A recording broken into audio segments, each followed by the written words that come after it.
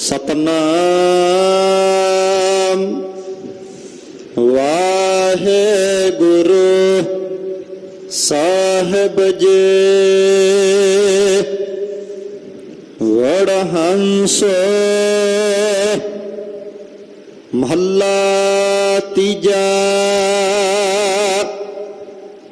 शंत एक ओंकार सतगुर प्रसाद। आपने पिर कै रंग रते मूए शोभावंते नार।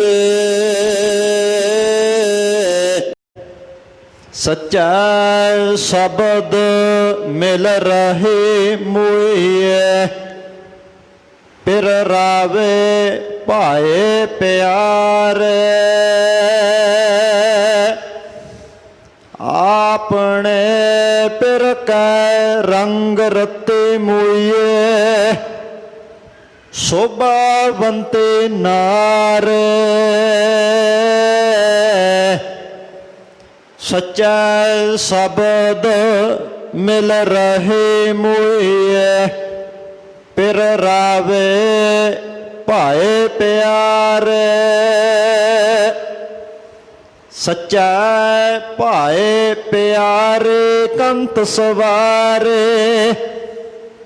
हर हर स्यों ने हो रचाया। आप गवाया तां पिर पाया। गुर कै शब्द समाया। साधन शब्द सुहाए प्रेम कसाए। अंतर प्रेत प्यारे।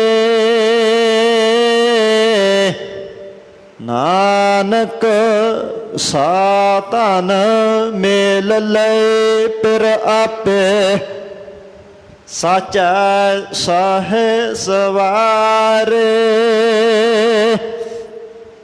निर्गुणवंतड़िए पिर देख हदूरे राम। गुरमुख जिन्ने रावे मुए पिर रव रहया भरपूर राम। पिर रव रहया भरपूर वेख हजूर। जुग जुग एको जाता तान बाले भोले पिर सहज रावै। मिलया करम विधाता जिन हर रस चाखिया शब्द सुभाखिया। हर सर रहे भरपूर। नानक कामण सा पिर पावै। शब्द रहै हदूर। सुहागणे जाए पुछो मूए जिने विच हो आप गवाया। पिर का हुक्म न पायो मूए जिन विच हो आप ना गवाया। जिने आप गवाया तिने पिर पाया। रंग स्यों रलिया माण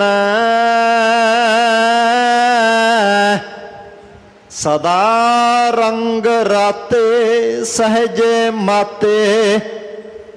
अन दिन नाम वखाण कामण बड़ भागे अंतरले लागे हर का प्रेम सुभाया नानक कामण सहज राते जिन सच शेगार बनाया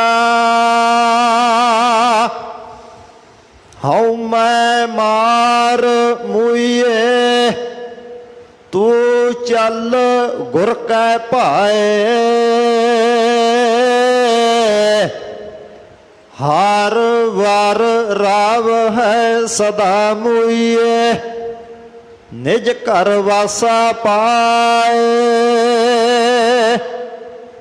निज घर वासा पाए शब्द बजाए सदा सुहागण नारे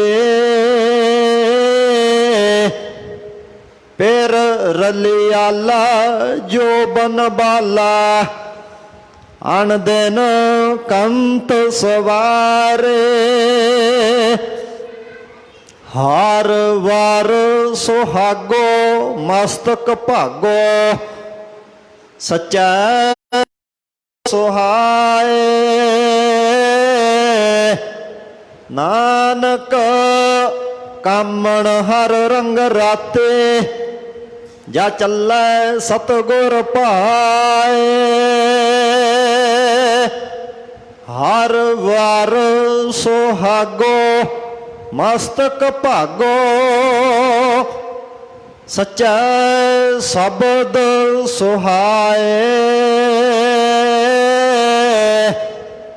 नानक कामण हर रंग राते जा चलै सतगुर पाए वाहिगुरु जी का खालसा वाहिगुरु जी की फतेह।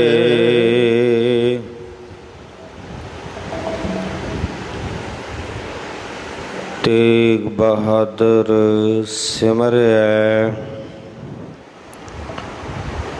घर नाउ निध आवै धाए सब थाई होए सहाय।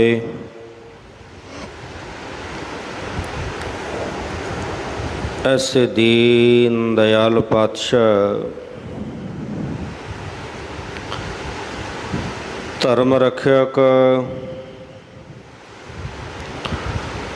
परोपकारी सतगुरु धन धन श्री गुरु तेग बहादुर साहिब जी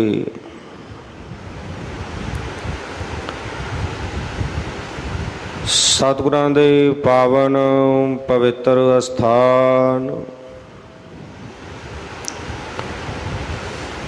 गुरुद्वारा श्री दुख निवारण साहिब विखे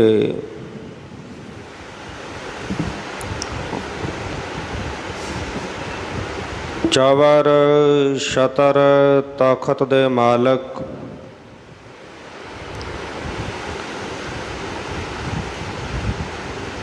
गुरता गद्दी ते विराजमान 10 पातशाहियों के आत्मक स्वरूप हाजरा हजूर जहरा जहूर सर्व कला भरपूर दीन दुनी दे मालक धन धन श्री गुरु ग्रंथ साहिब पातशाह जी की पावन पवित्र हजूरी अंदर अमृत वेले तो सजे हुए सुंदर सचखंड दीवाना दे विच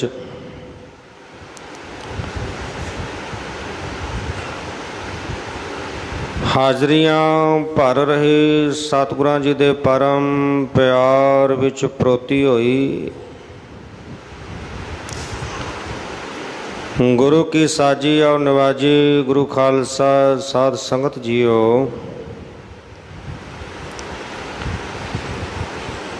उत्तम भाग हन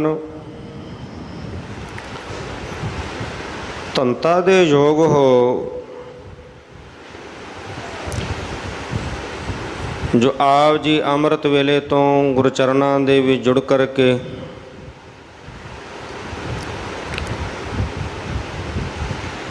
ਆਸਾ ਕੀ ਵਾਰ ਦੇ ਕੀਰਤਨ ਸਰਵਨ ਕਰ ਰਹੇ ਸੀ। ਗੁਰੂ ਘਰ ਦੇ ਕੀਰਤਨੀਆਂ ਪਾਸੋਂ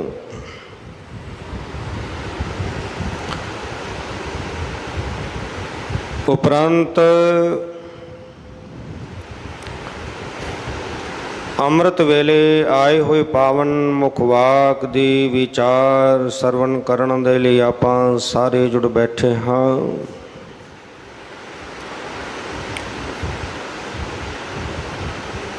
ਅੰਮ੍ਰਿਤ ਵੇਲੇ ਪਾਵਨ ਤਖਤਾਂ ਤੇ ਸੁਭਾਏ ਮਨ ਹੋ ਕਰਕੇ ਧੰਨ ਸ੍ਰੀ ਗੁਰੂ ਗ੍ਰੰਥ ਸਾਹਿਬ ਪਾਤਸ਼ਾਹ ਜੀ ਨੇ ਸਾਡੇ ਜੀਵਾਂ ਦੇ ਭਲੇ ਹਿਤ ਪਾਵਨ ਮੁਖਵਾਕ ਦੀ ਦਾਤ ਬਖਸ਼ਿਸ਼ ਕੀਤੀ,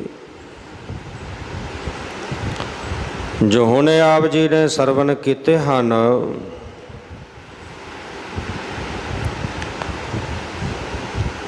ਭੱਲੇ ਅਮਰਦਾਸ ਗੁਣ ਤੇਰੇ, ਤੇਰੀ ਉਪਮਾ ਤੋਹੇ ਬਨ ਆਵੈ। ਨਿਮਾਣਿਆਂ ਕੇ ਮਾਨ, ਨਿਤਾਣਿਆਂ ਕੇ ਤਾਨ, ਨਿਉਟਿਆਂ ਦੀ ਓਟ, ਨਿਆਸਰਿਆਂ ਦੇ ਆਸਰ। ਨਿਧਰਿਆਂ ਦੀ ਧਿਰ, ਨਿਗਤਿਆਂ ਦੀ ਗਤ, ਨਿਪਤਿਆਂ ਦੀ ਪਤ। ਧੰਨ ਧੰਨ ਸ੍ਰੀ ਗੁਰੂ ਅਮਰਦਾਸ ਪਾਤਸ਼ਾਹ ਜੀ ਦੀ ਪਾਵਨ ਰਸਨਾ ਤੋਂ ਵਡਹੰਸ ਰਾਗ ਦੇ ਵਿੱਚ ਸ਼ੰਤ ਸਰਲੇਖ ਹੇਠ ਉਚਾਰਨ ਕੀਤਾ ਹੋਇਆ ਇਹ ਪਾਵਨ ਸ਼ਬਦ ਹੈ।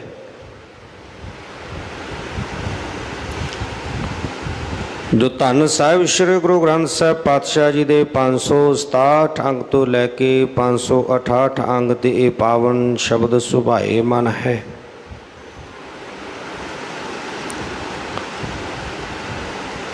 ਅੱਜ ਦੇ ਸ਼ਬਦ ਅੰਦਰ ਧੰਨ ਗੁਰੂ ਅਮਰਦਾਸ ਪਾਤਸ਼ਾਹ ਜੀ ਨੇ ਉਪਦੇਸ਼ ਬਖਸ਼ਿਸ਼ ਕੀਤਾ ਹੈ। ਦੋ ਸਖੀਆਂ ਦਾ, ਦੋ ਸਹੇਲੀਆਂ ਦਾ ਸੰਵਾਦ ਰਚ ਕੇ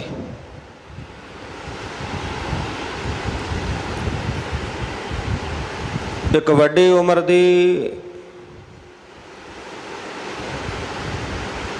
ਜਿਹੜੀ ਇਸਤਰੀ ਹੈ,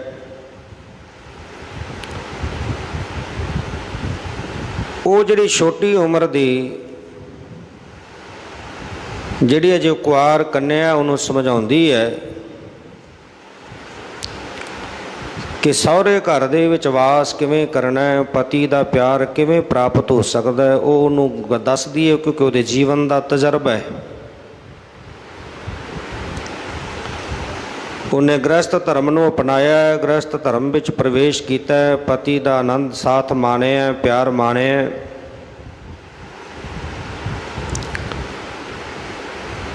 ਤੇ ਜਦੋਂ ਜਿਸ ਦੇ ਜੀਵਨ ਦਾ ਤਜਰਬਾ ਹੋਵੇ ਫਿਰ ਉਹੀ ਦੱਸ ਸਕਦਾ ਹੈ। ਜਿਹਨੂੰ ਕਿਸੇ ਗੱਲ ਦਾ ਤਜਰਬਾ ਹੀ ਨਹੀਂ, ਉਹ ਦੂਜੇ ਨੂੰ ਕਿਵੇਂ ਸਮਝਾਏਗਾ, ਦੂਜੇ ਨੂੰ ਕਿਵੇਂ ਦੱਸੇਗਾ। ਇਸੇ ਤਰ੍ਹਾਂ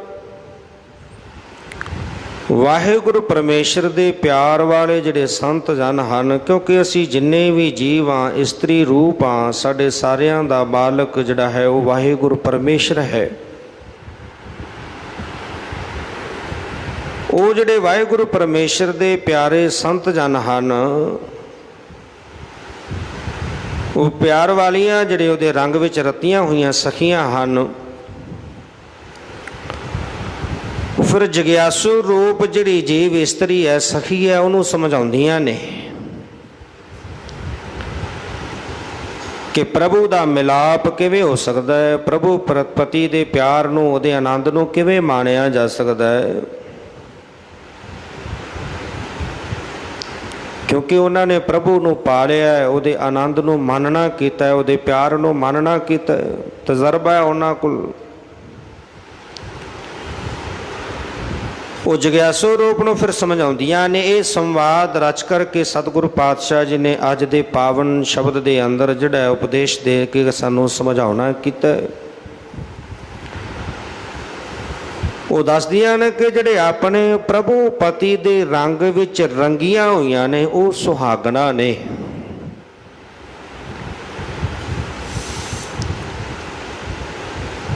ਤੇ ਜਿਹੜੇ ਪ੍ਰਭੂ ਪਤੀ ਨੂੰ ਛੱਡ ਕੇ ਉਹਦੇ ਪਿਆਰ ਦੀ ਸਾਰ ਨੂੰ ਨਹੀਂ ਜਾਣਦੀਆਂ, ਉਹਦੀ ਕਦਰ ਨਹੀਂ ਜਾਣਦੀਆਂ, ਉਹਦਾ ਸਤਿਕਾਰ ਨਹੀਂ ਕਰਦੀਆਂ,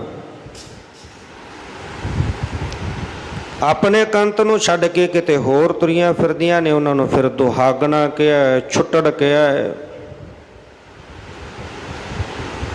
ਬੜੇ ਤਰ੍ਹਾਂ ਦੇ ਅਨੇਕਾਂ ਸ਼ਬਦ ਜਿਹੜੇ ਨੇ ਉਹਨਾਂ ਦੇ ਬਾਬਤ ਵਰਤੇ ਜਾਂਦੇ ਨੇ।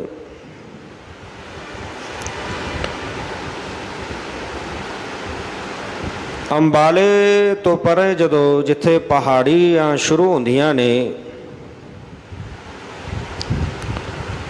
ਜਿੱਥੋਂ ਪਹਾੜੀ ਰਾਜਿਆਂ ਦੀ ਰਾਸਤ ਜਿਹੜੀ ਸੀ ਉਹ ਆਰੰਭ ਹੁੰਦੀ ਸੀ, ਇਹ ਪਹਾੜੀ ਰਾਜੇ ਜਿਹੜੇ ਗੁਰੂ ਸਤਿਗੁਰੂ ਪਾਤਸ਼ਾਹ ਗੁਰੂ ਗੋਬਿੰਦ ਸਿੰਘ ਸਾਹਿਬ ਪਾਤਸ਼ਾਹ ਜੀ ਦੀ ਜਦੋਂ ਉਪਮਾ ਸੁਣੀ ਤੇ ਚੱਲ ਕਰਕੇ ਆਨੰਦਪੁਰ ਸਾਹਿਬ ਗਏ। ਅੰਬਾਲੇ ਤੋਂ ਪਰੇ ਜਿਹੜਾ ਰਾਜਪੁਰ ਰਿਆਸਤ ਸੀ, ਇੱਥੋਂ ਦਾ ਰਹਿਣ ਵਾਲਾ ਰਾਜਾ, ਉਹ ਵੀ ਆਪਣੀਆਂ ਰਾਣੀਆਂ ਦੇ ਸਮੇਤ ਆਨੰਦਪੁਰ ਸਾਹਿਬ ਸਤਿਗੁਰੂ ਗੁਰੂ ਗੋਬਿੰਦ ਸਿੰਘ ਸਾਹਿਬ ਪਾਤਸ਼ਾਹ ਜੀ ਦੇ ਦਰਸ਼ਨਾਂ ਵਾਸਤੇ ਗਿਆ, ਪਰਿਵਾਰ ਨੂੰ ਨਾਲ ਲੈ ਕੇ। ਬੇਅੰਤ ਭੇਟਾਵਾਂ ਲਈਆਂ, ਆਨੰਦਪੁਰ ਸਾਹਿਬ ਪਹੁੰਚੇ ਤੇ ਆਨੰਦਪੁਰ ਸਾਹਿਬ ਪਹੁੰਚ ਕੇ ਸਤਿਗੁਰੂ ਧੰਨ ਸਾਹਿਬ ਸ੍ਰੀ ਗੁਰੂ ਗੋਬਿੰਦ ਸਿੰਘ ਸਾਹਿਬ ਪਾਤਸ਼ਾਹ ਜੀ, ਸਤਿਗੁਰਾਂ ਜੀ ਦਾ ਸੋਹਣਾ ਸੁੰਦਰ ਦਰਬਾਰ ਸਜਿਆ, ਦੀਵਾਨ ਲੱਗਾ ਹੋਇਆ ਹੈ।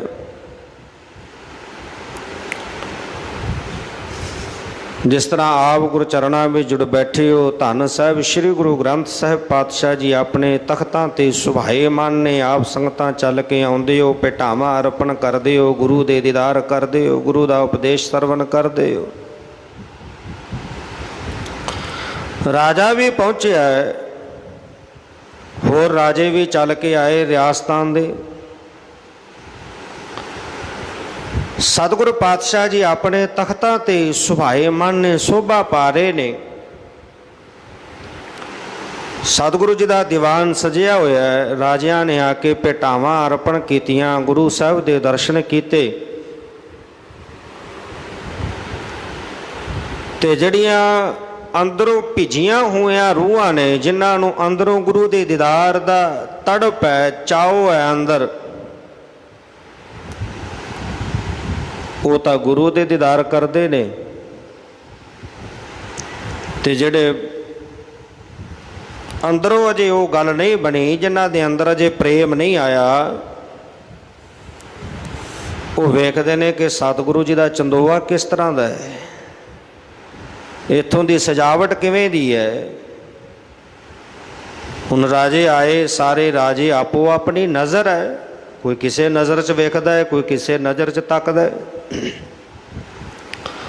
ਹੁਣ ਕਿਸੇ ਰਾਜੇ ਨੇ ਤੱਕਿਆ ਕਿ ਸਤਿਗੁਰੂ ਪਾਤਸ਼ਾਹ ਜੀ ਦੀ ਕਲਗੀ ਬੜੀ ਸੋਹਣੀ ਹੈ, ਬੜੀ ਸ਼ੋਭ ਰਹੀ ਹੈ, ਬੜੀ ਚਮਕਦੀ ਹੈ, ਹੀਰੇ ਜੜੇ ਹੋਏ ਨੇ। ਕਿਸੇ ਦੀ ਨਿਗਾਹ ਉੱਥੇ ਟਿਕੀ ਹੈ। ਕਿਸੇ ਨੇ ਵੇਖਿਆ ਕਿ ਸਤਿਗੁਰੂ ਪਾਤਸ਼ਾਹ ਜੀ ਦੇ ਉੱਪਰ ਬੜਾ ਸੋਹਣਾ ਸੁੰਦਰ ਚੰਦੋਆ ਤਣਿਆ ਹੋਇਆ ਹੈ, ਜਰੀਦਾਰ ਕਢਾਈ ਹੈ, ਬੜੀ ਸੋਹਣੀ ਸੁੰਦਰ ਝਾਲਰ ਹੈ, ਬੜਾ ਸੋਹਣਾ ਬਣਾਇਆ, ਰੇਸ਼ਮ ਦੀਆਂ ਡੋਰਾਂ ਦੇ ਨਾਲ ਕੱਸ ਕੇ ਬੰਨਿਆ ਹੋਇਆ ਹੈ। ਕੋਈ ਇਸ ਚੀਜ਼ ਵੱਲ ਵੇਖ ਰਿਹਾ, ਕੋਈ ਵੇਖਦਾ ਕਿ ਬੜਾ ਸੋਹਣਾ ਸੁੰਦਰ ਚਵਰ ਸਤਿਗੁਰੂ ਪਾਤਸ਼ਾਹ ਜੀ ਦੇ ਸੀਸ ਤੇ ਝੁੱਲ ਰਿਹਾ, ਕਿਸੇ ਦਾ ਧਿਆਨ ਉਧਰ ਹੈ। ਕੋਈ ਪ੍ਰਸਾਦੀ ਹਾਥੀ ਵੇਖ ਰਿਹਾ ਹੈ ਸਤਿਗੁਰੂ ਪਾਤਸ਼ਾਹ ਜੀ ਨੂੰ ਚਵਰ ਕਰਦਿਆਂ। ਕਿਸੇ ਨੇ ਚੰਦਨ ਦੀ ਚੌਂਕੀ ਵੇਖੀ ਹੈ, ਜਿਹਦੇ ਤੇ ਸਤਿਗੁਰੂ ਪਾਤਸ਼ਾਹ ਜੀ ਬੈਠਦੇ ਸਨ, ਬਿਰਾਜਦੇ ਸਨ। ਕਿਸੇ ਨੇ ਪੰਜ ਕਲਾ ਸ਼ਸਤਰ ਵੇਖਿਆ, ਆਪੋ ਆਪਣੇ ਨਜ਼ਰੀਏ ਨਾਲ ਸਾਰੇ ਵੇਖ ਰਹੇ ਨੇ। ਰਾਜਪੁਰ ਦਾ ਜਿਹੜਾ ਰਾਜਾ ਸੀ, ਇਹਦੀ ਜਿਹੜੀ ਰਾਣੀ ਸੀ, ਹੁਣ ਉਹਨੇ ਜਦੋਂ ਸਤਿਗੁਰੂ ਪਾਤਸ਼ਾਹ ਜੀ ਦੇ ਦੀਦਾਰ ਕੀਤੇ ਨੇ, ਮਨ ਵਿੱਚ ਐਸੀ ਪ੍ਰੇਮ ਜਾਗਿਆ, ਐਸਾ ਪ੍ਰੇਮ ਗੁਰਚਰਨਾਂ ਤਾਈਂ ਬਣਿਆ। ਵੇਖਿਆ ਕਿ ਗੁਰੂ ਦੀ ਹਜ਼ੂਰੀ ਦੇ ਵਿੱਚ ਗੁਰੂ ਕੇ ਕੀਰਤਨੀਏ ਰੱਬੀ ਬਾਣੀ ਦਾ ਭਿੱਜ ਕੇ ਗਾਇਨ ਕਰਦੇ ਨੇ। ਬਾਣੀ ਕੰਨਾਂ ਵਿੱਚ ਪਈ ਹੈ ਤੇ ਮਨ ਮੋਹਿਆ ਗਿਆ, ਮਨ ਵਿੰਨਿਆ ਗਿਆ।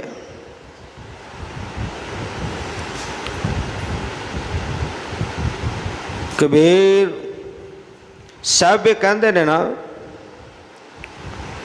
ਕਿ ਗੁਰੂ ਜੀ ਨੇ ਇਹੋ ਜਿਹੇ ਸ਼ਬਦਾਂ ਦੇ ਤਿੱਖੇ ਬਾਣ ਮਾਰੇ ਕਿ ਜਿਹੜਾ ਮਨ ਜਿਹੜਾ ਉਹ ਵਿੰਨਿਆ ਗਿਆ।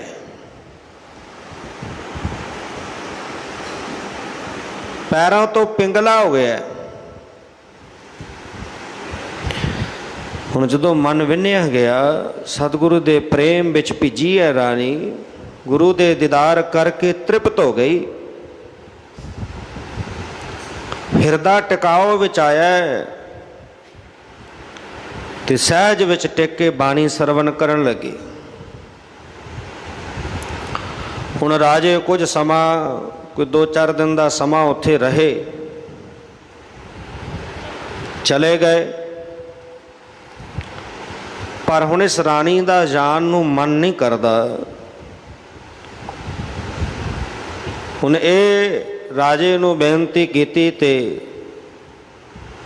15-20 ਦਿਨ ਜਿਹੜਾ ਹੋਰ ਇੱਥੇ ਰੁਕਣ ਦਾ ਬੇਨਤੀ ਕਰਕੇ ਸਮਾਂ ਲਿਆ। ਇੱਥੇ ਰੁਕੀ ਹੈ, ਗੁਰੂ ਦੇ ਦੀਦਾਰ ਕਰਦੀ ਹੈ, ਹਰ ਰੋਜ਼ ਬਾਣੀ ਸਰਵਣ ਕਰਦੀ ਹੈ।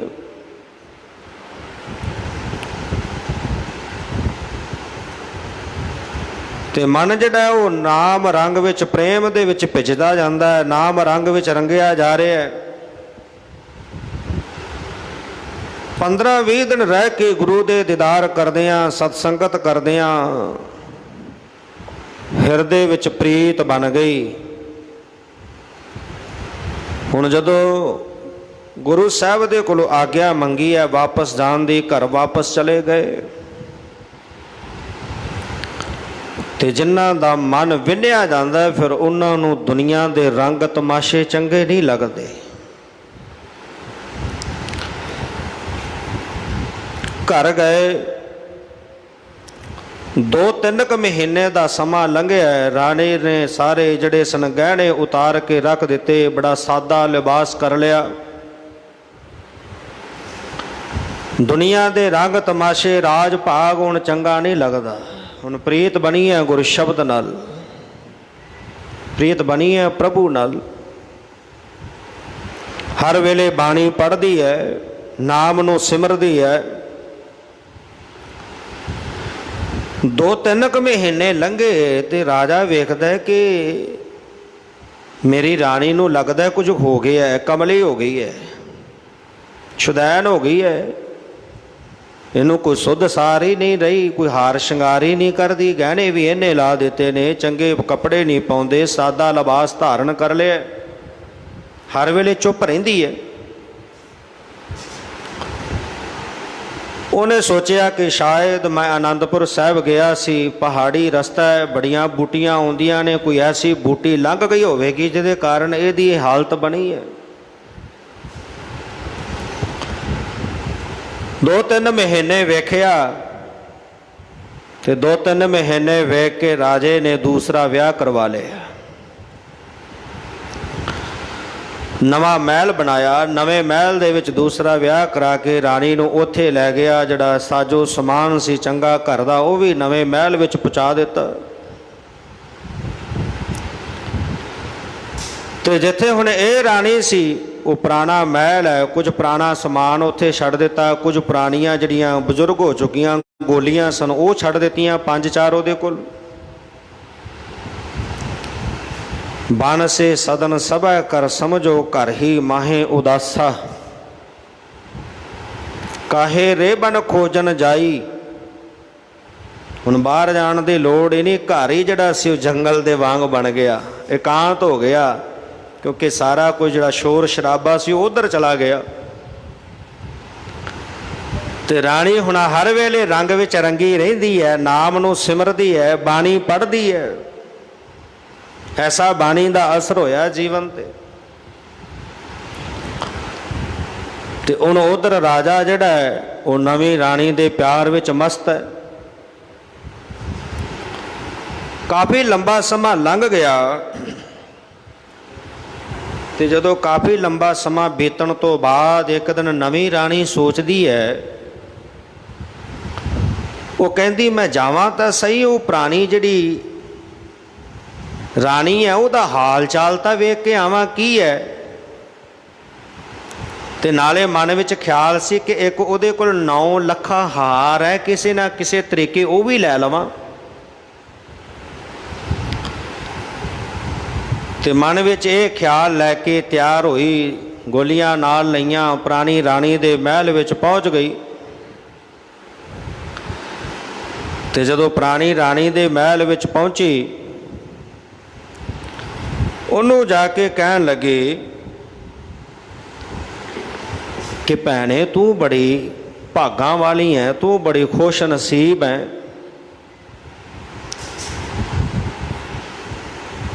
ਕਿਉਂਕਿ ਜਦੋਂ ਮਨ ਦੇ ਅੰਦਰ ਕੁਝ ਪ੍ਰਾਪਤ ਕਰਨਾ ਹੋਵੇ ਤੇ ਬੜੇ ਅਸੀਂ ਜਿਹੜੇ ਸ਼ਬਦ ਨੇ ਫਿਰ ਚੰਗੇ ਚੁਣ ਚੁਣ ਕੇ ਵਰਤਦੇ ਹਾਂ ਉਸ ਦੂਸਰੇ ਦੇ ਤਾਈਂ। ਉਹ ਕਹਿਣ ਲੱਗੀ ਭੈਣੇ ਭਾਗਾਂ ਵਾਲੀ ਮੈਂ ਕਾਹਦੀ ਆ, ਮੈਂ ਕਾਹਦੀ ਖੁਸ਼ ਨਸੀਬ ਆ। ਖੁਸ਼ ਨਸੀਬ ਤਾਂ ਤੂੰ ਹੈ ਜਿਹੜੇ ਪਤੀ ਦੇ ਪਿਆਰ ਨੂੰ ਮਾਣਦੀ ਹੈ, ਜਿਹਦੇ ਕੋਲ ਪਤੀ ਕੰਤ ਰਾਹ ਰਹਿੰਦਾ।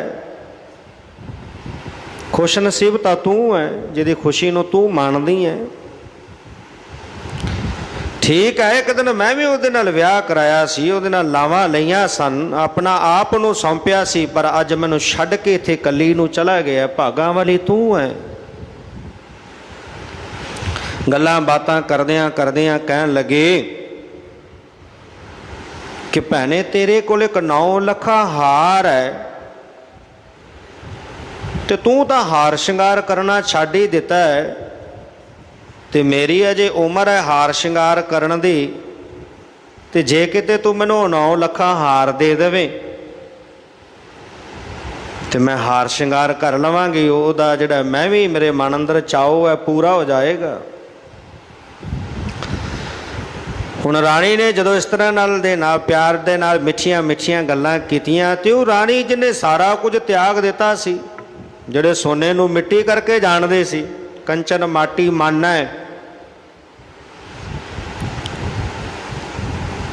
ਤੇ ਉਹਨੇ ਕਿਹਾ ਭੈਣੇ ਲੈ ਤੂੰ 9 ਲੱਖਾਂ ਹਾਰ ਲੈ ਜਾ, ਪਰ ਇੱਕ ਗੱਲ ਸੁਣ ਲੈ। ਕਹਿਣ ਲੱਗੀ ਦੱਸ। ਕਹਿਣ ਲੱਗੀ ਪਤੀ ਨੂੰ ਜਾ ਕੇ ਕਹੀਂ ਮੇਰਾ ਇੱਕ ਸੁਨੇਹਾ ਦੇ ਦੀ ਕਿ ਕਦੀ ਨਾ ਕਦੀ ਤਾਂ ਮੇਰਾ ਕਿਤੇ ਹਾਲ ਜਾਣ ਜਾਵੇ। ਮੈਂ ਵੀ ਉਹਦੇ ਨਾਲ ਲਾਵਾਂ ਲਈਆਂ ਨੇ, ਫੇਰੇ ਲਏ ਨੇ, ਆਪਣਾ ਆਪ ਨੂੰ ਸੌਂਪਿਆ, ਕਿਤੇ ਨਾ ਕਿਤੇ ਤਾਂ ਮੇਰਾ ਹਾਲ ਜਾਣ ਜਾਵੇ ਆ ਕੇ। ਇੱਕ 9 ਲੱਖਾਂ ਹਾਰ ਕੀ, ਮੈਂ ਤੇਰੇ ਤੋਂ ਲੱਖਾਂ ਹਾਰ ਕੁਰਬਾਨ ਕਰਦੇ ਹਾਂ, ਜਿਹੜੀਆਂ ਸੁਹਾਗਣਾਂ ਨੇ, ਜਿਨ੍ਹਾਂ ਦੇ ਅੰਦਰ ਪ੍ਰੇਮ ਹੈ। ਇੱਕ ਵਿਖਾਵੇ ਵਾਲੀਆਂ ਨੇ ਜਿਹੜੇ ਬਾਹਰੋਂ ਵਿਖਾਵਾ ਕਰਦੀਆਂ ਨੇ, ਅੰਦਰ ਪ੍ਰੇਮ ਨਹੀਂ। ਨੂਰਪੁਰੇ ਥਲਾਂ ਦੇ ਵਿੱਚ ਇੱਕ ਪਖੰਡੀ ਆ ਗਿਆ। ਹੁਣ ਅੰਦਰ ਦੀ ਬਿਰਤੀ ਉਹ ਨਹੀਂ, ਬਾਹਰੋਂ ਲਿਬਾਸ ਉਹ ਬਣਾਇਆ ਹੋਇਆ ਹੈ, ਸਰੀਰ ਤੇ ਸਵਾਹ ਮਲੀ ਹੈ, ਤੇ ਤਪਦਾ ਰੇਤਾ, ਜੇਠ ਹਾੜ ਦੀ ਅੱਤ ਦੀ ਗਰਮੀ ਪੈ ਰਹੀ ਹੈ। ਹੁਣ ਨੂਰਪੁਰੇ ਦੇ ਮਾਰੂ ਥਲਾਂ ਦੇ ਵਿੱਚ ਆ ਕੇ ਤਪਦੇ ਰੇਤੇ ਦੇ ਵਿੱਚ ਧੂਣੀ ਧਾ ਕੇ ਇੱਕ ਸਾਧ ਜਿਹੜਾ ਹੈ, ਭੇਖੀ ਸਾਧ, ਉਹਨੇ ਚਾਰੇ ਪਾਸੇ ਧੂਣੀਆਂ ਧਾਈਆਂ ਤੇ ਬਹਿ ਗਿਆ ਵਿੱਚ ਧੂਣੀਆਂ ਤਾ ਕੇ। ਹੁਣ ਜਿਹੜੇ ਵੀ ਲੰਘਣ ਉੱਥੋਂ ਵੇਖਣ ਕੇ ਬੜਾ ਪਹੁੰਚਿਆ ਸਾਧ ਹੈ, ਰੇਤਾ ਵਿੱਚ ਤਾਂ ਵੈਸੇ ਤੁਰਨਾ ਰਹਿਣਾ ਕਠਿਨ ਹੈ, ਇਹ ਧੂਣੀਆਂ ਤਾ ਕੇ ਬੈਠਾ ਹੈ, ਉਹ ਵੀ ਨੰਗੇ ਪਿੰਡੇ ਪਿੰਡੇ ਤੇ ਸੁਆਹ ਮਲੀ ਹੈ। ਹੁਣ ਗਏ, ਕੋਈ ਮਾਈਆਂ ਘਰ ਗਈਆਂ ਦੌੜ ਕੇ, ਕਿਸੇ ਨੇ ਦੁੱਧ ਲੈਣ ਦਾ, ਕਿਸੇ ਨੇ ਛਕਣ ਵਾਸਤੇ ਕੋਈ ਪਦਾਰਥ ਲੈਣ ਦਾ, ਸਾਧ ਨੂੰ ਭੇਟ ਕੀਤਾ। ਸਾਧ ਕਹਿੰਦਾ ਲੈ ਜਾਓ, ਮੈਂ ਕੁਝ ਨਹੀਂ ਖਾਂਦਾ, ਮੈਂ ਤਿਆਗ ਦਿੱਤਾ, ਤਿਆਗੀ ਹੋ ਗਿਆ। ਪਰ ਇਹ ਚੁੱਕ ਚੁੱਕ ਕੇ ਸਿੱਟੇ।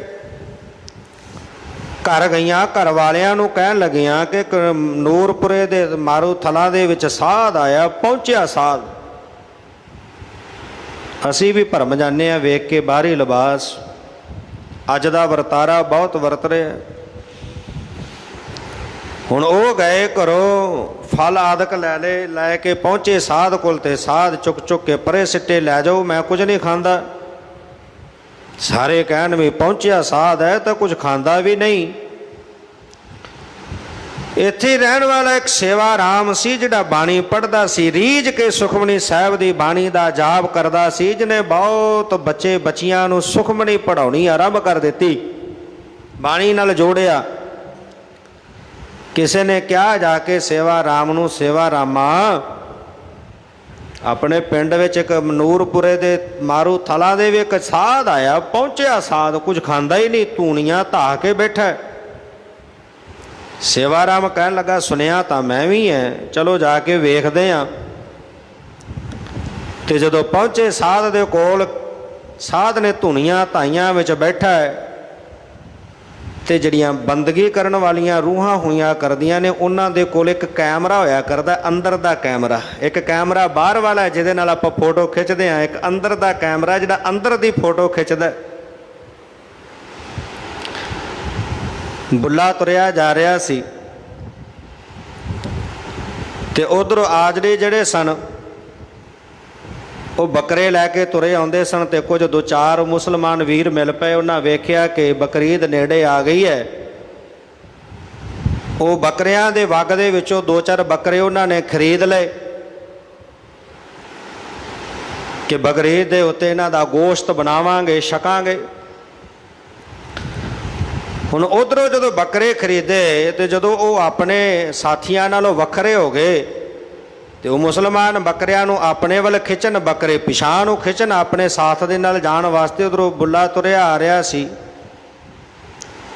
ਤੇ ਉਹਨੇ ਬੱਕਰਿਆਂ ਦੇ ਅੰਦਰ ਦੀ ਫੋਟੋ ਵੀ ਖਿੱਚੀ, ਤੇ ਉਹ ਮੁਸਲਮਾਨਾਂ ਦੇ ਅੰਦਰ ਦੀ ਫੋਟੋ ਵੀ ਖਿੱਚੀ, ਤੇ ਖਿੱਚ ਕੇ ਜਿਹੜੇ ਸੀ ਪੰਜਾਬੀ ਬੋਲੀ ਦੇ ਵਿੱਚ ਸਦਾ ਲਈ ਲਿਖ ਦਿੱਤਾ, ਇੱਕ ਨਾ ਦੇ ਮਨ ਸ਼ਾਦੀਆਂ ਗੋਸ਼ਤ ਖਾਂਗੇ।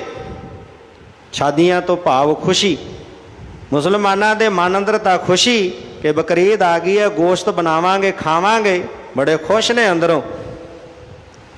ਤੇ ਹੁਣ ਬੱਕਰਿਆਂ ਦੀ ਫੋਟੋ ਖਿੱਚਦਿਆਂ ਲਿਖਦਾ, ਇੱਕ ਨਾ ਦੇ ਮਨ ਗਮੀ ਜਹਾਨੋਂ ਜਾਵਾਂਗੇ। ਹੁਣ ਬੱਕਰੇ, ਉਹਨਾਂ ਨੂੰ ਪਤਾ ਲੱਗ ਗਿਆ ਕਿ ਹੁਣ ਜਹਾਨ ਤੋਂ ਜਾਣਾ ਪੈਣਾ, ਜਾਣ ਤੋਂ ਹੱਥ ਧੋਣੇ ਪੈਣੇ ਨੇ। ਉਹ ਪਿਛਾਂ ਖਿੱਚਦੇ ਨੇ।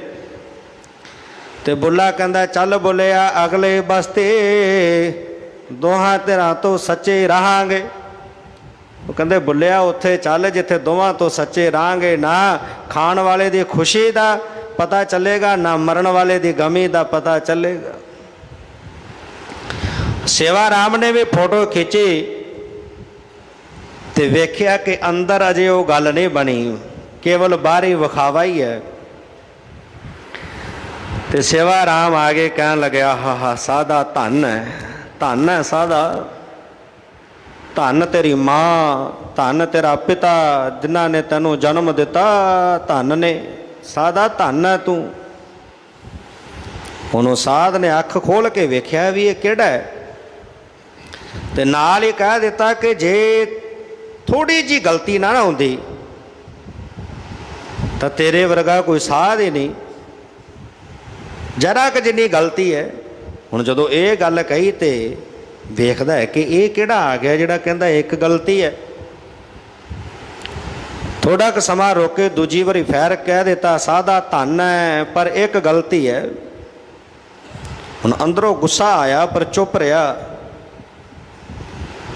ਜਦੋਂ ਤੀਜੀ ਵਾਰੀ ਕਿਹਾ, ਹੁਣ ਤੀਜੀ ਵਾਰੀ ਸਾਧ ਤੋਂ ਰਿਹਾ ਨਾ ਗਿਆ, ਕਿਉਂਕਿ ਅੰਦਰੋਂ ਪੂਰਾ ਨਹੀਂ ਸੀ ਨਾ। ਹੁਣ ਸਾਧ ਤੋਂ ਰਿਹਾ ਨਾ ਗਿਆ। ਜਿਹੜੀ ਬਲਦੀ ਹੋਈ ਧੂਣੀ ਸੀ ਉਹਦੇ ਵਿੱਚੋਂ ਇੱਕ ਬਲਦੀ ਹੋਈ ਚੁਆਤੀ ਲੱਕੜ ਖਿੱਚੀ, ਤੇ ਖਿੱਚ ਕੇ ਸੇਵਾ ਰਾਮ ਵੱਲ ਨੂੰ ਦੌੜਿਆ। ਅੱਗੇ ਅੱਗੇ ਸੇਵਾ ਰਾਮ, ਪਿੱਛੇ ਪਿੱਛੇ ਭੇਖੀ। ਕਹਿੰਦਾ, ਦੱਸ ਓਏ ਮੇਰੇ ਵਿੱਚ ਕਿਹੜੀ ਗਲਤੀ ਹੈ? ਕਹਿੰਦਾ, ਆ ਵੇਖਾਂ। ਕਹਿੰਦਾ, ਕਿਹੜੀ ਗਲਤੀ ਹੈ ਦੱਸ? ਕਹਿੰਦਾ, ਕਮਲਿਆ ਸਾੜ ਕੇ ਪਿੰਡਾ ਸੁਆਹ ਕਰ ਲਿਆ ਹੀ, ਪਰ ਅੰਦਰੋਂ ਹਉਮੈ ਨਹੀਂ ਉਹ ਮਰੀ, ਅੰਦਰੋਂ ਈਰਖਾ ਦੀ ਅੱਗ ਨਹੀਂ ਉਹ ਬੁਝੀ, ਅੰਦਰੋਂ ਤੇਰੇ ਕ੍ਰੋਧ ਦੀ ਅੱਗ ਨਹੀਂ ਉਹ ਸੜੀ, ਅੰਦਰੋਂ ਕ੍ਰੋਧ ਦੇ ਭਾਂਬੜ ਵੱਲ ਰਹਿਣੇ ਤੇਰੇ। ਆਹ ਗਲਤੀ ਆ ਤੇਰੇ ਵਿੱਚ। ਹੁਣ ਵੇਸ ਤਾਂ ਇਹ ਵੀ ਰਾਣੀ ਕਰਦੀ ਹੈ ਕਿ ਮੈਂ ਪਤੀ ਦਾ ਪਿਆਰ ਪਾਲਣਾ ਹੈ, ਮੈਂ ਸੁਹਾਗਣਾ ਖਵਾਉਣਾ ਹੈ। ਕਹਿੰਦੀ ਹੈ 9 ਲੱਖਾਂ ਹਾਰ ਦੇ ਦਿੱਤਾ ਤੇ ਨਾਲ ਸੁਨੇਹਾ ਵੀ ਦਿੱਤਾ। ਤੇ ਜਦੋਂ ਗਈ ਘਰ ਵਿੱਚ ਰਾਜਾ ਆਇਆ, ਰਾਜੇ ਕੋਲ ਬੈਠੀ ਤੇ ਕਹਿਣ ਲੱਗੀ, ਰਾਜਾ ਅੱਜ ਮੈਂ ਤੇਰੀ ਜਿਹੜੀ ਉਹ ਪਹਿਲੀ ਵਿਆਹੰਦੜ ਹੈ, ਵਿਆਹੀ ਹੋਈ ਰਾਣੀ, ਉਹਦੇ ਕੋਲ ਗਈ ਸਾਂ। ਰਾਜਾ ਚੁੱਪ ਰਿਹਾ, ਸੁਣਦਾ ਰਿਹਾ। ਕਹਿੰਦੇ ਉਹਦੀਆਂ ਡੈਣਾ ਵਰਗੀਆਂ ਅੱਖਾਂ ਨੇ, ਲੱਗਦਾ ਪਤਾ ਨਹੀਂ ਕਿਸੇ ਸਾਧ ਦੀ ਚੇਲੀ ਬਣ ਗਈ ਹੈ। ਉਹਦਾ ਰੰਗ ਵੀ ਕਾਲਾ ਸ਼ਾਹ ਹੋ ਗਿਆ। ਰੱਜ ਕੇ ਨਿੰਦਿਆ ਕੀਤੀ, ਨਾਲ ਸੁਨੇਹਾ ਵੀ ਦੇਣਾ ਸੀ ਪਰ ਪਹਿਲਾਂ ਰੱਜ ਕੇ ਨਿੰਦਿਆ ਕਰ ਦਿੱਤੀ। ਤੇ ਜਦੋਂ ਰੱਜ ਕੇ ਨਿੰਦਿਆ ਕੀਤੀ ਤੇ ਕਹਿਣ ਲੱਗੀ, ਰਾਜਾ ਕੋਈ ਗੱਲ ਨਹੀਂ, ਫਿਰ ਕੀ ਹੋਇਆ, ਜਾਈ ਕਿਤੇ ਉਹਦਾ ਪਤਾ ਲਾਈ, ਆਖਰਕਾਰ ਤੂੰ ਵਿਆਹ ਕੇ ਲਿਆਂਦੀ ਹੈ। ਹੁਣ ਰਾਜਾ ਮਨ ਵਿੱਚ ਸੋਚਦਾ, ਕਹਿਣ ਲੱਗਾ ਕਿ ਇਹਨੇ ਨਿੰਦਿਆ ਵੀ ਰੱਜ ਕੇ ਕੀਤੀ ਹੈ ਤੇ ਇਹ ਵੀ ਕਹਿੰਦੀ ਹੈ ਕਿ ਉਹਦੇ ਕੋਲ ਜਾਈ, ਕੋਈ ਕਾਰਨ ਹੈ। 15-20 ਦਿਨ ਲੰਘ ਗਏ। 15-20 ਦਿਨ ਦਾ ਸਮਾਂ ਲੱਗਣ ਤੋਂ ਬਾਅਦ ਰਾਜੇ ਨੇ ਇੱਕ ਦਿਨ ਰਾਣੀ ਦੇ ਮਹਿਲਾਂ ਵਿੱਚ ਸੁਨੇਹਾ ਘੱਲਿਆ ਕਿ ਮੈਂ ਆਉਣਾ ਹੈ। ਤੇ ਜਦੋਂ ਰਾਣੀ ਨੂੰ ਸੁਨੇਹਾ ਮਿਲਿਆ ਕਿ ਫਲਾਣੇ ਦਿਨ ਨੂੰ ਮੈਂ ਮਹਿਲਾਂ ਵਿੱਚ ਆਵਾਂਗਾ, ਚਾਉ ਚੜ੍ਹ ਗਿਆ। ਤੇ ਹੁਣ ਘਰ ਦੀਆਂ ਸਫਾਈਆਂ ਆਰੰਭ ਕਰ ਦਿੱਤੀਆਂ, ਘਰ ਨੂੰ ਸਵਾਰਿਆ, ਸ਼ਿੰਗਾਰਿਆ, ਸੋਹਣੇ ਸੁੰਦਰ ਵਿਛਾਈਆਂ ਕੀਤੀਆਂ। ਤੇ ਜਦੋਂ ਹੁਣ ਇੱਧਰੋਂ ਰਾਜੇ ਨੇ ਚਾਲਾ ਪਾਇਆ, ਸਮਾਂ ਆਇਆ, ਪਹਿਲਾਂ ਸੁਨੇਹਾ ਘੱਲ ਦਿੱਤਾ ਕਿ ਰਾਜਾ ਹੁਣ ਕੁਝ ਸਮੇਂ ਵਿੱਚ ਤੇਰੇ ਕੋਲ ਪਹੁੰਚ ਰਿਹਾ ਹੈ। ਤੇ ਉਹਦੇ ਸਵਾਗਤ ਲਈ ਅੱਗੇ ਖੜੀ ਹੋ ਗਈ ਦਰਵਾਜ਼ੇ ਤੇ, ਗੋਲੀਆਂ ਨੂੰ ਨਾਲ ਲੈ ਕੇ ਤੇ ਕਹਿਣ ਲੱਗੀ, ਮਨ ਚਾਓ ਭਇਆ ਪ੍ਰਭ ਆਗਮ ਸੁਨੇਆ, ਮਨ ਚਾਓ ਭਇਆ ਪ੍ਰਭ ਆਗਮ ਸੁਨੇਆ, ਮਨ ਚਾਓ ਭਇਆ। ਏਦਾਂ ਪ੍ਰੇਮ ਦੇ ਨਾਲ ਭਿੱਜੀ ਹੋਈ ਰਾਣੀ ਪੜ੍ਹਨ ਲੱਗੀ, ਅੰਦਰੋਂ ਭਿੱਜ ਕੇ ਜਦੋਂ ਪੜ੍ਹਿਆ ਉਹਨੇ ਤੇ ਰਾਜਾ ਪਹੁੰਚਿਆ ਮਹਿਲਾਂ ਦੇ ਵਿੱਚ। ਤੇ ਪਹੁੰਚ ਕਰਕੇ ਹੁਣ ਜਿਹੜਾ ਸੋਹਣਾ ਸੁੰਦਰ ਪਲੰਘ, ਜਿਹਦੇ ਉੱਤੇ ਸੁੰਦਰ ਜਿਹੜੇ, ਕਿਉਂਕਿ ਪੁਰਾਣੀਆਂ ਚਾਦਰਾਂ, ਜੋ ਪੁਰਾਣਾ ਸਮਾਨ ਇਹਦੇ ਕੋਲ ਰਿਹਾ ਸੀ, ਵਿਛਾਈ ਜਿਸ ਤਰ੍ਹਾਂ ਕੀਤੀ, ਉਹਦੇ ਉੱਤੇ ਬੜੇ ਸਤਿਕਾਰ ਨਾਲ ਬਿਠਾਇਆ। ਇਹ ਸੁਹਾਗਣ ਦੇ ਲੱਛਣ ਨੇ, ਇਹ ਸੁਹਾਗਣ ਦੇ ਚਿੰਨ੍ਹ ਨੇ, ਇਹਦੇ ਗੁਣ ਨੇ। ਬਿਠਾਇਆ ਰਾਜੇ ਨੂੰ, ਬਿਠਾ ਕੇ ਤੇ ਕਹਿਣ ਲੱਗੀ, ਰਾਜਾ ਮੇਰੇ ਸਿਰ ਦੇ ਸਾਈਂ, ਮੇਰੇ ਪਤੀ, ਮੇਰੇ ਮਾਲਕ, ਜੇ ਮੈਨੂੰ ਕਿਤੇ ਆਗਿਆ ਦੇ ਦੇਵੇਂ, ਮੈਂ ਤੇਰੇ ਖੱਬੇ ਪਾਸੇ ਬੈਠ ਕੇ ਤੈਨੂੰ ਗੁਰੂ ਨਾਨਕ ਦੀ ਬਾਣੀ ਸੁਣਾਵਾਂ। ਕਿਤੇ ਉਹ ਵੀ ਸਮਾਂ ਸੀ ਜਦੋਂ ਖੱਬੇ ਪਾਸੇ ਬੈਠ ਕੇ ਤੇਰੇ ਨਾਲ ਮੈਂ ਲਾਵਾਂ ਲਈਆਂ, ਤੇ ਅੱਜ ਜੇ ਮੈਨੂੰ ਆਗਿਆ ਦੇਵੇਂ, ਕਿਉਂਕਿ ਮੈਂ ਗੁਰੂ ਨਾਨਕ ਦੀ ਬਾਣੀ ਪੜ੍ਹਨੀ ਹੈ, ਮੈਂ ਤਾਂ ਥੱਲੇ ਬੈਠ ਜਾਂਦੀ, ਤੇਰੇ ਚਰਨਾਂ 'ਚ ਬੈਠਦੀ, ਪਰ ਬਾਣੀ ਪੜ੍ਹਨੀ ਹੈ। ਗੁਰੂ ਪਿਆਰ ਵਾਲਿਓ, ਇਹ ਵੀ ਧਿਆਨ ਵਿੱਚ ਰੱਖਣਾ ਹੈ ਕਿ ਬਾਣੀ ਪੜ੍ਹਨ ਵਾਲਾ ਹਮੇਸ਼ਾ ਉੱਚੀ ਥਾਂ ਤੇ ਬੈਠਦਾ। ਗੁਰਬਾਣੀ ਦਾ ਅਦਬ ਸਤਿਕਾਰ ਹੈ। ਰਾਜਾ ਮੈਂ ਤੇਰੇ ਚਰਨਾਂ ਵਿੱਚ ਬੈਠਦੀ, ਪਰ ਤੈਨੂੰ ਗੁਰੂ ਨਾਨਕ ਦੀ ਬਾਣੀ ਸੁਣਾਉਣੀ ਹੈ, ਇਸ ਕਰਕੇ ਮੈਨੂੰ ਆਗਿਆ ਦੇ ਕਿ ਮੈਂ ਤੇਰੇ ਨਾਲ ਖੱਬੇ ਪਾਸੇ ਬੈਠ ਜਾਵਾਂ। ਰਾਜਾ ਕਹਿੰਦਾ, ਕਿਉਂ ਨਹੀਂ, ਬੈਠ। ਹੁਣ ਰਾਜੇ ਦੇ ਕੋਲ ਬੈਠ ਗਈ ਤੇ ਬੈਠ ਕੇ ਪ੍ਰੇਮ ਵਿੱਚ ਭਿੱਜੀ ਹੋਈ ਪੜ੍ਹਨ ਲੱਗੀ, ਨਾਮ ਵਿਟੋ ਕੁਰਬਾਨੋ, ਨਾਨਕ ਨਾਮ ਵਿਟੋ ਕੁਰਬਾਨੋ, ਨਾਮ ਵਿਟੋ ਕੁਰਬਾਨੋ, ਤੇਰੇ ਨਾਮ ਵਿਟੋ ਕੁਰਬਾਨੋ, ਨਾਮ ਵਿਟੋ ਕੁਰਬਾਨੋ, ਤੇਰੇ ਨਾਮ ਵਿਟੋ ਕੁਰਬਾਨੋ,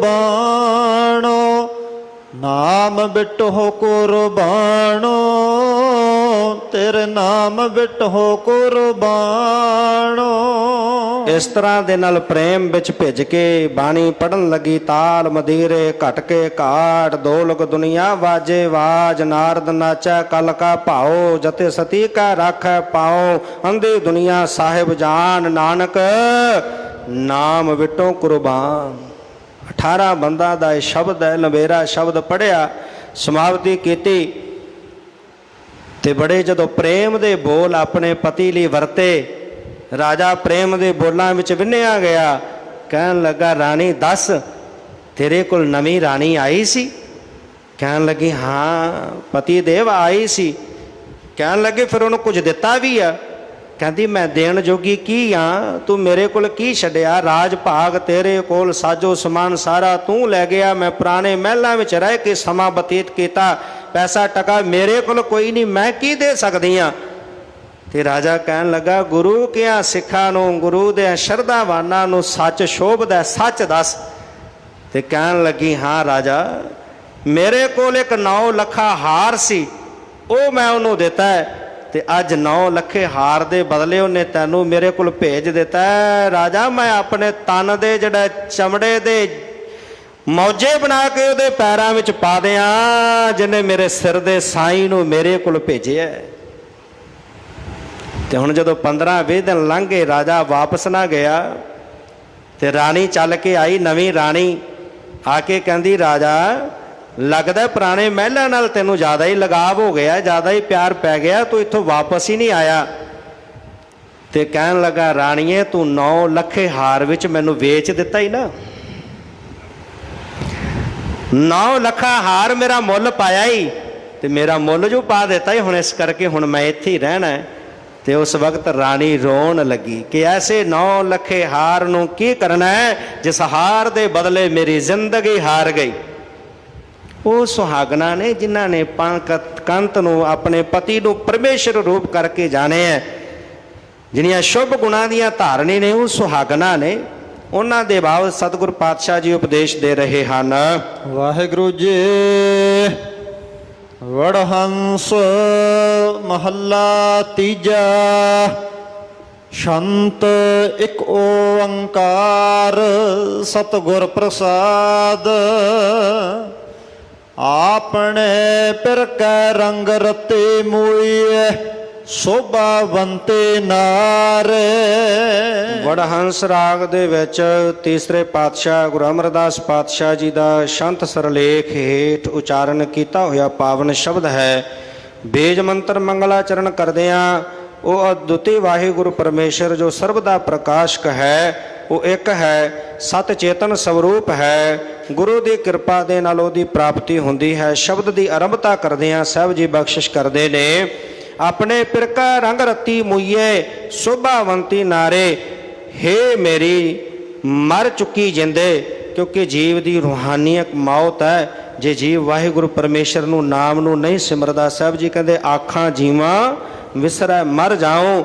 ਜਿਨ੍ਹਾਂ ਨੂੰ ਵਾਹਿਗੁਰੂ ਪਰਮੇਸ਼ਰ ਦਾ ਨਾਮ ਵਿਸਰਿਆ ਹੋਇਆ ਉਹ ਜੀਵ ਆਤਮਾ ਰੂਹਾਨੀ ਮੌਤ ਮਰੀਆਂ ਹੋਈਆਂ ਨੇ।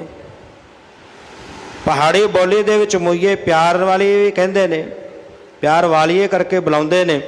ਹੇ ਮੇਰੀਏ ਉਸ ਵਾਹਿਗੁਰੂ ਪਰਮੇਸ਼ਰ ਦੇ ਪਿਆਰ ਵੱਲੋਂ ਭੁੱਲ ਚੁੱਕੀ ਮਰ ਚੁੱਕੀ ਜਿੰਦੇ, ਜਿਹੜੀ ਜਿੰਦ ਉਸ ਵਾਹਿਗੁਰੂ ਪਰਮੇਸ਼ਰ ਦੇ ਨਾਮ ਰੰਗ ਵਿੱਚ ਰਤੀ ਹੋਈ ਹੈ, ਉਹ ਅਸਲ ਸੋਭਾ ਵਾਲੀ ਹੈ। ਜਿਹਨੇ ਆਪਣੇ ਆਪ ਨੂੰ ਉਹਦੇ ਰੰਗ ਵਿੱਚ ਰੰਗ ਲਿਆ, ਸੋਭਾ ਵਾਲੀ ਬਣ ਗਈ। ਸੱਚਾ ਸ਼ਬਦ ਮਿਲ ਰਹੇ ਮੋਈਏ ਪਿਰ ਰਾਵੇ ਭਾਏ ਪਿਆਰੇ। ਤੇ ਜਿਹੜੇ ਸੱਚੇ ਦੇ ਸ਼ਬਦ ਦੇ ਵਿੱਚ ਮਿਲ ਕੇ ਲੀਨ ਹੋ ਕੇ ਰਹਿੰਦੀ ਹੈ, ਸ਼ਬਦ ਦੇ ਵਿੱਚ ਲੀਨ ਹੋਈ ਰਹਿੰਦੀ ਹੈ, ਪਿਰ ਰਾਵੇ ਭਾਏ ਪਿਆਰੇ, ਉਹ ਵਾਹਿਗੁਰੂ ਪਰਮੇਸ਼ਰ ਪਿਆਰੇ ਨੂੰ ਫਿਰ ਸਿਮਰਦੀ ਹੈ, ਉਹਨੂੰ ਯਾਦ ਕਰਦੀ ਹੈ। ਸੱਚਾ ਭਾਏ ਪਿਆਰੇ ਕੰਤ ਸਵਾਰੇ ਹਰ ਹਰ ਸਿਉ ਨੇ ਹੋ ਰਚਾਇਆ। ਸੱਚੇ ਭਾਏ ਪਿਆਰੇ ਜਿਹਦਾ ਨਿਹੋ ਉਹ ਵਾਹਿਗੁਰੂ ਪਰਮੇਸ਼ਰ ਦੇ ਨਾਲ ਪੈ ਗਿਆ, ਜਿਹਦੀ ਪ੍ਰੀਤ ਵਾਹਿਗੁਰੂ ਪਰਮੇਸ਼ਰ ਪ੍ਰਭੂ ਪਤੀ ਦੇ ਨਾਲ ਪੈ ਗਏ। ਸੱਚਾ ਭਾਏ ਪਿਆਰੀ ਉਹਨੂੰ ਪਿਆਰੀ ਲੱਗਣ ਲੱਗ ਪੈਂਦੀ ਹੈ। ਉਹ ਕੰਤ ਵਾਹਿਗੁਰੂ ਪਰਮੇਸ਼ਰ ਉਹਦੇ ਜੀਵਨ ਨੂੰ ਸਵਾਰ ਦਿੰਦਾ ਹੈ। ਆਪ ਗਵਾਇਆ ਤਾਂ ਪਿਰ ਪਾਇਆ ਗੁਰ ਕੈ ਸ਼ਬਦ ਸਮਾਇਆ। ਜਿਨ੍ਹਾਂ ਨੇ ਆਪਾ ਭਾਵ ਗਵਾਇਆ, ਉਹ ਪਿਰ ਕਿਵੇਂ ਮਿਲਦਾ ਹੈ, ਕੰਤ ਕਿਵੇਂ ਮਿਲਦਾ ਹੈ, ਪਤੀ ਕਿਵੇਂ ਮਿਲਦਾ ਹੈ? ਜਿਨ੍ਹਾਂ ਨੇ ਅੰਦਰੋਂ ਆਪਾ ਭਾਵ ਗਵਾ ਲਿਆ, ਹਉਮੈ ਨੂੰ ਮਾਰ ਲਿਆ, ਤਾਂ ਪਿਰ ਪਾਇਆ, ਤਾਂ ਉਹਨਾਂ ਨੂੰ ਪ੍ਰਭੂ ਪਤੀ ਦੀ ਪ੍ਰਾਪਤੀ ਹੋਈ। ਗੁਰ ਕਾ ਸ਼ਬਦ ਸਮਾਇਆ। ਤੇ ਫਿਰ ਉਹ ਜੀਵ ਇਸਤਰੀਆਂ ਫਿਰ ਗੁਰੂ ਦੇ ਸ਼ਬਦ ਦੇ ਵਿੱਚ ਸਦਾ ਸਮਾਈਆਂ ਰਹਿੰਦੀਆਂ ਹਨ। ਸਾ ਧਨ ਸ਼ਬਦ ਸੁਹਾਏ ਪ੍ਰੇਮ ਕਸਾਏ ਅੰਤਰ ਪ੍ਰੀਤ ਪਿਆਰੇ। ਆ ਧਨ ਸ਼ਬਦ ਸੁਹਾਈ ਪ੍ਰੇਮ ਕਸਾਈ, ਜਿਨ੍ਹਾਂ ਦੇ ਹਿਰਦੇ ਦੇ ਅੰਦਰ ਪ੍ਰੇਮ ਹੈ, ਪ੍ਰੇਮ ਦੀਆਂ ਖਿੱਚੀਆਂ ਹੋਈਆਂ। ਸਾਹਿਬ ਜੀ ਕਹਿੰਦੇ ਨੇ ਜਿਨ ਪ੍ਰੇਮ ਕੀਓ ਤਿਨ ਹੀ ਪ੍ਰਭ ਪਾਇਓ, ਸਾਚ ਕਹੋ ਸੁਨ ਲਿਹੋ ਸਬੈ, ਜਿਨ ਪ੍ਰੇਮ ਕੀਓ ਤਿਨ ਹੀ ਪ੍ਰਭ ਪਾਇਓ। ਫਿਰ ਉਹ ਜਿਨ੍ਹਾਂ ਨੇ ਆਪਾ ਭਾਵ ਮਾਰ ਲਿਆ, ਫਿਰ ਉਹ ਪ੍ਰੇਮ ਦੀਆਂ ਖਿੱਚੀਆਂ ਹੋਈਆਂ ਸ਼ਬਦ ਦੇ ਵਿੱਚ ਸੋਭਾ ਵਾਲੀਆਂ ਬਣ ਜਾਂਦੀਆਂ ਨੇ, ਸ਼ਬਦ ਦੇ ਦੁਆਰਾ ਸੁਹਾਈ ਸ਼ੋਭਨੀਕ ਹੋ ਜਾਂਦੀਆਂ ਨੇ। ਅੰਤਰ ਪ੍ਰੀਤ ਪਿਆਰੇ, ਉਹਨਾਂ ਦੇ ਹਿਰਦੇ ਦੇ ਵਿੱਚ ਪਿਆਰੇ ਪਤੀ ਦੀ ਪ੍ਰੀਤ ਸਦਾ ਬਣੀ ਰਹਿੰਦੀ ਹੈ। ਨਾਨਕ ਸਾ ਧਨ ਮੇਲ ਲੈ ਪਿਰ ਆਪੇ, ਸਾਚਾ ਸਾਹਿ ਸਵਾਰੇ। ਤੇ ਜਿਨ੍ਹਾਂ ਦੇ ਹਿਰਦੇ ਵਿੱਚ ਪ੍ਰੇਮ ਬਣਿਆ ਰਹਿੰਦਾ ਹੈ, ਜਿਨ੍ਹਾਂ ਦੇ ਹਿਰਦੇ ਵਿੱਚ ਹਰ ਵੇਲੇ ਪ੍ਰੀਤ ਬਣੀ ਰਹਿੰਦੀ ਹੈ, ਫਿਰ ਉਹਨਾਂ ਤੇ ਸਤਿਗੁਰੂ ਪਾਤਸ਼ਾਹ ਜੀ ਕਹਿੰਦੇ ਨਾਨਕ ਸਾ ਧਨ ਮੇਲ ਲਾਈ। ਫਿਰ ਉਹ ਵਾਹਿਗੁਰੂ ਪਰਮੇਸ਼ਰ ਧਨ ਇਸਤਰੀ ਨੂੰ ਆਪਣੇ ਨਾਲ ਮੇਲ ਲੈਂਦਾ। ਜੀਵ ਇਸਤਰੀ ਨੂੰ ਸੱਚਾ ਸ਼ਾਹੇ ਸਵਾਰੇ, ਉਹ ਸੱਚਾ ਸ਼ਾਹ ਵਾਹਿਗੁਰੂ ਪਰਮੇਸ਼ਰ ਉਹਦੇ ਜੀਵਨ ਨੂੰ ਸਵਾਰ ਦਿੰਦਾ ਹੈ। ਨਿਰਗੁਣਵੰਤੜੀਏ ਫਿਰ ਦੇਖ ਹਦੂਰੇ ਰਾਮ, ਇਹ ਗੁਣਾ ਤੋਂ ਸਖਣੀਏ ਜਿੰਦੇ, ਉਹ ਵਾਹਿਗੁਰੂ ਪਰਮੇਸ਼ਰ ਨੂੰ ਸਦਾ ਆਪਣੇ ਹਜੂਰ ਆਪਣੇ ਅੰਗ ਸੰਗ ਵੇਖਣਾ ਕਰ। ਸਦਾ ਅੰਗ ਸੰਗੇ ਅਭੰਗ ਅੰਗ ਬਪੂਤੇ, ਉਹਨੂੰ ਸਦਾ ਹਾਜ਼ਰ ਨਾਜ਼ਰ ਜਾਣਨਾ ਕਰ। ਗੁਰਮੁਖ ਜਿਨੇ ਰਾਵਿਆ ਮੂਈਏ, ਫਿਰ ਰਵ ਰਹਿਆ ਭਰਪੂਰੇ ਰਾਮ। ਤੇ ਜਿਹੜੇ ਗੁਰੂ ਦੇ ਸਨਮੁਖ ਹੋ ਕੇ ਉਹਨੂੰ ਸਿਮਰਦੇ ਨੇ ਵਾਹਿਗੁਰੂ ਪਰਮੇਸ਼ਰ ਨੂੰ, ਰਾਵਿਆ ਤੋਂ ਭਾਵ ਸਿਮਰਨਾ, ਜਿਹੜੇ ਗੁਰੂ ਦੇ ਸਨਮੁਖ ਹੋ ਕੇ ਉਹਨੂੰ ਸਿਮਰਦੀਆਂ ਨੇ ਜੀਵ ਇਸਤਰੀਆਂ, ਫਿਰ ਰਵ ਰਿਆ ਭਰਪੂਰੇ ਰਾਮ। ਜਿਹੜਾ ਵਾਹਿਗੁਰੂ ਪਰਮੇਸ਼ਰ ਜਰੇ ਜਰੇ ਵਿੱਚ ਸਮਾਇਆ, ਜਰੇ ਜਰੇ ਵਿੱਚ ਰਵਿਆ ਹੋਇਆ, ਫਿਰ ਉਹ ਨਜ਼ਰ ਆਉਣ ਲੱਗ ਪੈਂਦਾ, ਦਿਸਣ ਲੱਗ ਪੈਂਦਾ ਹੈ। ਫਿਰ ਰਵ ਰਹਿਆ ਭਰਪੂਰੇ ਵੇਖ ਹਜੂਰੇ, ਜੁਗ ਜੁਗ ਏਕੋ ਜਾਤਾ। ਫਿਰ ਰਵ ਰਿਆ ਭਰਪੂਰੇ, ਉਹ ਭਰਪੂਰ ਵਾਹਿਗੁਰੂ ਪਰਮੇਸ਼ਰ ਪਰਿਪੂਰਨ ਫਿਰ ਜਦੋਂ ਨਜ਼ਰ ਆਉਂਦਾ ਹੈ, ਵੇਖ ਹਜੂਰੇ, ਫਿਰ ਸਦਾ ਅੰਗ ਸੰਗ ਵੇਖਦੀਆਂ ਨੇ ਆਪਣੇ ਪਤੀ ਨੂੰ, ਆਪਣੇ ਕੰਤ ਨੂੰ, ਆਪਣੇ ਮਾਲਕ ਨੂੰ, ਫਿਰ ਦੂਰ ਕਰਕੇ ਨਹੀਂ ਜਾਣਦੀਆਂ। ਜੁਗ ਜੁਗ ਏਕੋ ਜਾਤਾ, ਉਹ ਜਾਣ ਲੈਂਦੀਆਂ ਨੇ ਕਿ ਜੁਗਾਂ ਜੁਗਾਂਤਰਾਂ ਦੇ ਵਿੱਚ ਉਹ ਇੱਕੋ ਮੇਰਾ ਮਾਲਕ ਵਾਹਿਗੁਰੂ ਪਰਮੇਸ਼ਰ ਹੀ ਹੈ। ਧਨ ਬਾਲੇ ਭੋਲੇ ਫਿਰ ਸਹਿਜ ਰਾਵੈ, ਮਿਲਿਆ ਕਰਮ ਵਿਧਾਤਾ। ਧਨ ਤੋਂ ਭਾਵ ਇਸਤਰੀ ਬਾਲੀ ਭੋਲੀ। ਬੱਚੇ ਨੂੰ ਆਪਾਂ ਕਹਿ ਦਿੰਦੇ ਹਾਂ ਬੱਚਾ ਭੋਲਾ ਹੁੰਦਾ ਹੈ, ਉਹਦੇ ਅੰਦਰ ਚਤੁਰਾਈ ਨਹੀਂ ਹੁੰਦੀ। ਉਹ ਕੋਈ ਚਤੁਰਾਈ ਨਹੀਂ, ਚਤੁਰਾਈ ਤੋਂ ਖਾਲੀ ਹੁੰਦਾ ਹੈ, ਕਿਸੇ ਤਰ੍ਹਾਂ ਦੀ ਚਾਤੁਰਤਾ ਨਹੀਂ ਹੁੰਦੀ ਬੱਚੇ ਵਿੱਚ। ਆਪਾਂ ਕਹਿੰਦੇ ਹਾਂ ਬੱਚਾ ਤਾਂ ਭੋਲਾ ਭਾ ਹੈ ਜੀ ਦਾ ਬੱਚੇ ਦਾ। ਜਿਹੜੇ ਚਤੁਰਾਈ ਤੋਂ ਹੀਨ, ਜਿਹਦੇ ਅੰਦਰ ਚਤੁਰਾਈ ਨਹੀਂ, ਕਿਉਂਕਿ ਸਾਹਿਬ ਜੀ ਕਹਿੰਦੇ ਚਤੁਰਾਈ ਕਿਨਾ ਨਾ ਪਾਇਆ, ਚਤੁਰਾਈਆਂ ਨਾਲ ਨਹੀਂ ਪਾਇਆ ਜਾਂਦਾ, ਪ੍ਰਾਪਤ ਹੁੰਦਾ। ਧਨ ਜਿਹੜੇ ਜੀਵ ਇਸਤਰੀ ਬਾਲੀ ਭੋਲੀ, ਭੋਲੇ ਸੁਭਾਅ ਵਾਲੀ, ਜਿਹਦੇ ਅੰਦਰ ਬਾਲਪਨ ਹੈ, ਭੋਲਾ ਸੁਭਾਅ ਹੈ, ਚਤੁਰਾਈ ਨਹੀਂ ਕਿਸੇ ਤਰ੍ਹਾਂ ਦੀ। ਸਹਿਜ ਰਾਵੈ, ਫਿਰ ਉਹ ਸਹਿਜ ਅਵਸਥਾ ਵਿੱਚ ਟਿਕ ਕੇ ਉਹਨੂੰ ਰਾਵਦੀ ਹੈ, ਭਾਵ ਉਹਨੂੰ ਸਿਮਰਦੀ ਹੈ। ਮਿਲਿਆ ਕਰਮ ਵਿਧਾਤਾ, ਉਹਨੂੰ ਵਾਹਿਗੁਰੂ ਪਰਮੇਸ਼ਰ ਕਰਮਾਂ ਦਾ ਵਿਧਾਤਾ, ਫਲ ਦਾਤਾ ਜਿਹੜਾ ਹੈ, ਉਹਦੀ ਪ੍ਰਾਪਤੀ ਹੋ ਜਾਂਦੀ ਹੈ। ਜਿਨ ਹਰ ਰਸ ਚਾਖਿਆ ਸ਼ਬਦ ਸੁਭਾਖਿਆ, ਹਰ ਸਰ ਰਹੇ ਭਰਪੂਰੇ। ਜਿਨ੍ਹਾਂ ਨੇ ਹਰੇ ਵਾਹਿਗੁਰੂ ਪਰਮੇਸ਼ਰ ਦੇ ਨਾਮ ਰਸ ਨੂੰ ਚੱਖ ਲਿਆ, ਉਹਨਾਂ ਨੂੰ ਫਿਰ ਜਿਹੇ ਰਸ ਵਿਸਰ ਗਏ। ਰਸ ਆਓ, ਦੁਨੀਆ ਦੇ ਰਸ ਫਿਰ ਵਿਸਰ ਜਾਂਦੇ ਨੇ, ਉਹ ਚੰਗੇ ਨਹੀਂ ਲੱਗਦੇ, ਫਿਰ ਨਾਮ ਦਾ ਰਸ ਚੰਗਾ ਲੱਗਦਾ ਹੈ। ਜਿਨ੍ਹਾਂ ਨੇ ਹਰੀ ਵਾਹਿਗੁਰੂ ਪਰਮੇਸ਼ਰ ਦੇ ਨਾਮ ਰਸ ਨੂੰ ਚਖਿਆ, ਸ਼ਬਦ ਸੁਭਾਖਿਆ, ਨਾਮ ਰਸ ਨੂੰ ਚੱਖ ਕੇ ਫਿਰ ਗੁਰੂ ਦੇ ਸ਼ਬਦ ਨੂੰ ਫਿਰ ਉਹ ਜਪਦੇ ਨੇ, ਬੋਲਦੇ ਨੇ। ਗੁਰੂ ਦੇ ਸ਼ਬਦ ਨੂੰ ਸੁਭਾਖਿਆ ਤੋਂ ਭਾਵ ਬੋਲਣਾ ਪ੍ਰੇਮ ਦੇ ਵਿੱਚ ਭਿੱਜ ਕਰਕੇ। ਜਦੋਂ ਗਿਆ ਨਾ ਰਾਜਾ ਮਹਿਲਾਂ ਵਿੱਚ, ਤੇ ਰਾਣੀ ਨੇ ਕਿੰਨੇ ਪ੍ਰੇਮ ਵਿੱਚ ਭਿੱਜ ਕਰਕੇ ਬੋਲੇ, ਮਨ ਚਾਓ ਭਇਆ ਪ੍ਰਭ ਆਗਮ ਸੁਨਿਆ, ਹਰ ਮੰਗਲ ਗਾਓ ਸਖੀ, ਗ੍ਰਹਿ ਮੰਦਰ ਬਣਿਆ। ਇਸ ਤਰ੍ਹਾਂ ਦੇ ਨਾਲ ਫਿਰ ਉਹ ਗੁਰੂ ਦਾ ਸ਼ਬਦ ਪ੍ਰੇਮ ਵਿੱਚ ਭਿੱਜ ਕੇ ਬੋਲਦੇ ਨੇ, ਹਰ ਸਰ ਰਹੇ ਭਰਪੂਰ ਹੈ। ਹਰੀ ਵਾਹਿਗੁਰੂ ਪਰਮੇਸ਼ਰ ਦੇ ਸਰੋਵਰ ਦੇ ਵਿੱਚ ਫਿਰ ਸਦਾ ਇਸ਼ਨਾਨ ਕਰਦੀਆਂ ਹਨ। ਨਾਨਕ ਕਾਮਣ ਸਾ ਪਿਰ ਭਾਵੈ, ਸ਼ਬਦ ਰਹਿ ਹਦੂਰ। ਕਾਮਣ ਤੋਂ ਭਾਵ ਇਸਤਰੀ, ਉਹ ਜੀਵ ਇਸਤਰੀ ਪਿਰ ਭਾਵੈ, ਆਪਣੇ ਪਤੀ ਨੂੰ ਭਾਉਂਦੀ ਹੈ, ਚੰਗੀ ਲੱਗਦੀ ਹੈ। ਸ਼ਬਦੇ ਰਹਿ ਹਦੂਰ, ਜਿਹੜੀ ਸਦਾ ਹੀ ਸ਼ਬਦ ਦੇ ਨਾਲ ਜੁੜੀ ਰਹਿੰਦੀ ਹੈ, ਜਿਹੜੀ ਸ਼ਬਦ ਦੇ ਵਿੱਚ ਨਾਲ ਸਦਾ ਜਿਹਦੀ ਸੁਰਤ ਜੁੜੀ ਰਹਿੰਦੀ ਹੈ, ਫਿਰ ਉਹ ਆਪਣੇ ਕੰਤ ਨੂੰ, ਪਤੀ ਨੂੰ ਚੰਗੀ ਲੱਗਦੀ ਹੈ। ਸੁਹਾਗਣੇ ਜਾਏ ਪੁੱਛੋ ਮੁਈਏ, ਜਿਨ ਵਿੱਚ ਹੋ ਆਪ ਗਵਾਇਆ। ਇਹ ਮੇਰੀਏ ਮਰੀਏ ਹੋਈਏ ਜਿੰਦੇ, ਪ੍ਰਭੂ ਨਾਮ ਤੋਂ ਭੁੱਲੀਏ ਹੋਈਏ ਜਿੰਦੇ, ਉਹਨਾਂ ਸੁਹਾਗਣਾ ਦੇ ਕੋਲੋਂ ਜਾ ਕੇ ਪੁੱਛ, ਜਿਨੇ ਵਿੱਚੋਂ ਆਪ ਗਵਾਇਆ, ਜਿਨ੍ਹਾਂ ਨੇ ਅੰਦਰੋਂ ਆਪਾ ਭਾਵ ਗਵਾ ਲਿਆ, ਜਿਨ੍ਹਾਂ ਨੇ ਹਉਮੈ ਮਾਰ ਕੇ ਆਪਣੇ ਕੰਤ ਨੂੰ ਪਾਲਿਆ, ਪ੍ਰਭੂ ਨੂੰ ਪਾਲਿਆ। ਇਹ ਮੇਰੀਏ ਨਾਮ ਰਸ ਵੱਲੋਂ ਭੁੱਲੀਏ ਮਰ ਚੁੱਕੀਏ ਜਿੰਦੇ, ਉਹਨਾਂ ਸੁਹਾਗਣਾ ਦੇ ਕੋਲੋਂ ਜਾ ਕੇ ਉਹ ਜਿਹੜਾ ਪਤੀ ਹੈ, ਕੰਤ ਹੈ, ਉਹਦੇ ਬਾਬਤ ਪੁੱਛਣਾ ਕਰ। ਪਿਰ ਕਾ ਹੁਕਮ ਨ ਪਾਇਓ ਮੁਈਏ, ਜਿਨ ਵਿੱਚ ਹੋ ਆਪ ਨਾ ਗਵਾਇਆ। ਜਿਨ੍ਹਾਂ ਨੇ ਆਪਾ ਭਾਵ ਮਾਰਿਆ ਹੀ ਨਹੀਂ, ਜਿਨ੍ਹਾਂ ਦੇ ਗੁਰੂ ਘਰ ਦੇ ਵਿੱਚ ਆ ਕੇ ਵੀ ਹਉਮੈ ਨਹੀਂ ਗਏ, ਆਪਾ ਭਾਵ ਫਿਰ ਵੀ ਜਤਾਈ ਜਾਂਦੇ ਆ। ਕਹਿੰਦੇ ਜਿਨ੍ਹਾਂ ਦਾ ਆਪਾ ਭਾਵ ਨਹੀਂ ਮਰਿਆ, ਜਿਨ੍ਹਾਂ ਦੀ ਹਉਮੈ ਨਹੀਂ ਮਰੇ, ਫਿਰ ਕਾ ਹੁਕਮ ਨਾ ਪਾਇਓ, ਉਹਨਾਂ ਨੂੰ ਆਪਣੇ ਪਤੀ ਪਰਮੇਸ਼ਰ ਦੇ ਹੁਕਮ ਦੀ ਪ੍ਰਾਪਤੀ ਨਹੀਂ ਹੁੰਦੀ, ਉਹ ਆਪਣੇ ਕੰਤ ਦਾ ਹੁਕਮ ਪ੍ਰਾਪਤ ਨਹੀਂ ਕਰ ਸਕਦੀਆਂ। ਜਿਨੀ ਆਪ ਗਵਾਇਆ ਤਿਨੇ ਪਿਰ ਪਾਇਆ, ਰੰਗ ਸਿਉ ਰਲਿਆ ਮਾਣ। ਜਿਨ੍ਹਾਂ ਨੇ ਆਪਾ ਭਾਵ ਮਾਰ ਲਿਆ, ਆਪਣਾ ਆਪ ਅੰਦਰੋਂ ਗਵਾ ਲਿਆ, ਜਿਨੀ ਆਪ ਗਵਾਇਆ ਤਿਨੇ ਪਿਰ ਪਾਇਆ, ਫਿਰ ਉਹ ਆਪਣੇ ਕੰਤ ਨੂੰ ਪਾ ਲੈਂਦੀਆਂ ਨੇ, ਆਪਣੇ ਪਤੀ ਨੂੰ ਪਾ ਲੈਂਦੀਆਂ ਨੇ, ਆਪਣੇ ਪ੍ਰਭੂ ਪਤੀ ਨੂੰ ਪਾ ਲੈਂਦੀਆਂ ਨੇ। ਜਿਨ੍ਹਾਂ ਨੇ ਆਪਾ ਭਾਵ ਹਉਮੈ ਮਾਰ ਲਏ, ਰੰਗ ਸੋ ਰਲੀਆਂ ਮਾਣੈ, ਉਹ ਫਿਰ ਉਹਦੇ ਨਾਮ ਰੰਗ ਵਿੱਚ ਰੰਗੀਆਂ ਹੋਈਆਂ ਆਪਣੇ ਪ੍ਰਭੂ ਪਤੀ ਦੀ ਖੁਸ਼ੀ ਨੂੰ ਮਾਣਦੀਆਂ ਹਨ। ਸਦਾ ਰੰਗ ਰਾਤੇ ਸਹਜੇ ਮਾਤੇ, ਅਨ ਦਿਨ ਨਾਮ ਵਖਾਣ। ਸਦਾ ਰੰਗ ਰਾਤੀ ਸਹਜੇ ਮਾਤੇ, ਸਦਾ ਉਹ ਵਾਹਿਗੁਰੂ ਪਰਮੇਸ਼ਰ ਦੇ ਨਾਮ ਰੰਗ ਵਿੱਚ ਰੰਗੀਆਂ ਰਹਿੰਦੀਆਂ ਨੇ। ਸਹਜੇ ਮਾਤੀ, ਸਹਿਜ ਅਵਸਥਾ ਵਿੱਚ ਟਿਕ ਕੇ ਨਾਮ ਵਿੱਚ ਮਸਤ ਹੋਈਆਂ ਰਹਿੰਦੀਆਂ ਨੇ। ਆਨੰਦ ਦਿਨ ਨਾਮ ਵਖਾਣ, ਤੇ ਜਿਹੜੀਆਂ ਫਿਰ ਸਹਿਜ ਵਿੱਚ ਟਿਕ ਕੇ ਮਸਤ ਹੋ ਗਈਆਂ, ਰੰਗ ਵਿੱਚ ਰੰਗੀਆਂ ਗਈਆਂ, ਆਨੰਦ ਦਿਨ ਤੋਂ ਭਾਵ ਦਿਨੇ ਰਾਤ, ਉਹ ਦਿਨੇ ਰਾਤ ਫਿਰ ਵਾਹਿਗੁਰੂ ਪਰਮੇਸ਼ਰ ਦੇ ਨਾਮ ਨੂੰ ਜਪਦੀਆਂ ਹਨ।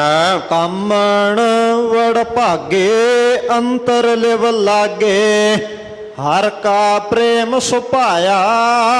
ਉਹ ਕਾਮਣ ਜੀਵ ਇਸਤਰੀ ਵੱਡਿਆਂ ਭਾਗਾਂ ਵਾਲੀ ਹੈ, ਕਿਹੜੀ? ਜਿਹੜੀ ਅੰਤਰ ਲਿਵ ਲਾਗੀ, ਜਿਹਦੇ ਅੰਦਰ ਹਿਰਦੇ ਵਿੱਚ ਵਾਹਿਗੁਰੂ ਪਰਮੇਸ਼ਰ ਦੇ ਨਾਮ ਦੇ ਨਾਲ ਲਿਵ ਲੱਗੀ ਹੋਈ ਹੈ, ਜਿਹਦੀ ਲਿਵ ਜੁੜੀ ਹੋਈ ਹੈ, ਉਹ ਵੱਡਿਆਂ ਭਾਗਾਂ ਵਾਲੀ ਹੈ। ਹਰ ਕਾ ਪ੍ਰੇਮ ਸੁਭਾਇਆ, ਉਹਨੂੰ ਹਰੀ ਵਾਹਿਗੁਰੂ ਪਰਮੇਸ਼ਰ ਦਾ ਪ੍ਰੇਮ ਜਿਹੜਾ ਉਹ ਚੰਗਾ ਲੱਗਦਾ, ਪ੍ਰਭੂ ਦੇ ਪ੍ਰੇਮ ਨੂੰ ਮਾਣਦੀ ਹੈ। ਨਾਨਕ ਕਾਮਣ ਸਹਿਜ ਰਾਤੇ, ਜਿਨ ਸੱਚ ਸ਼ਿੰਗਾਰ ਬਣਾਇਆ। ਨਾਨਕ ਕਾਮਣ ਸਹਿਜੇ ਰਾਤੀ, ਉਹ ਕਾਮਣੀ ਜੀਵ ਇਸਤਰੀ ਸਹਿਜ ਵਿੱਚ ਰਹਿ ਕੇ, ਸਹਿਜ ਅਵਸਥਾ ਵਿੱਚ ਟਿਕ ਕੇ ਨਾਮ ਰੰਗ ਵਿੱਚ ਰਤੀ ਰਹਿੰਦੀ ਹੈ। ਕਿਹੜੀ? ਜਿਨ ਸੱਚ ਸ਼ਿੰਗਾਰ ਬਣਾਇਆ, ਜਿਨੇ ਦੁਨੀਆ ਦੇ ਸ਼ਿੰਗਾਰਾਂ ਦਾ ਤਿਆਗ ਕਰਕੇ ਸ਼ੁਭ ਗੁਣਾਂ ਦਾ, ਸੱਚ ਦਾ ਸ਼ਿੰਗਾਰ, ਨਾਮ ਨੂੰ ਸਿਮਰਿਆ, ਸ਼ੁਭ ਗੁਣ ਸ੍ਰੇਸ਼ਟ ਗੁਣ ਧਾਰਨ ਕੀਤੇ, ਉਹਨਾਂ ਨੂੰ ਸ਼ਿੰਗਾਰ ਬਣਾਉਣਾ ਕੀਤਾ। ਹਉ ਮੈਂ ਮਾਰ ਮੁਈਏ, ਤੂੰ ਚੱਲ ਗੁਰ ਕੈ ਭਾਏ।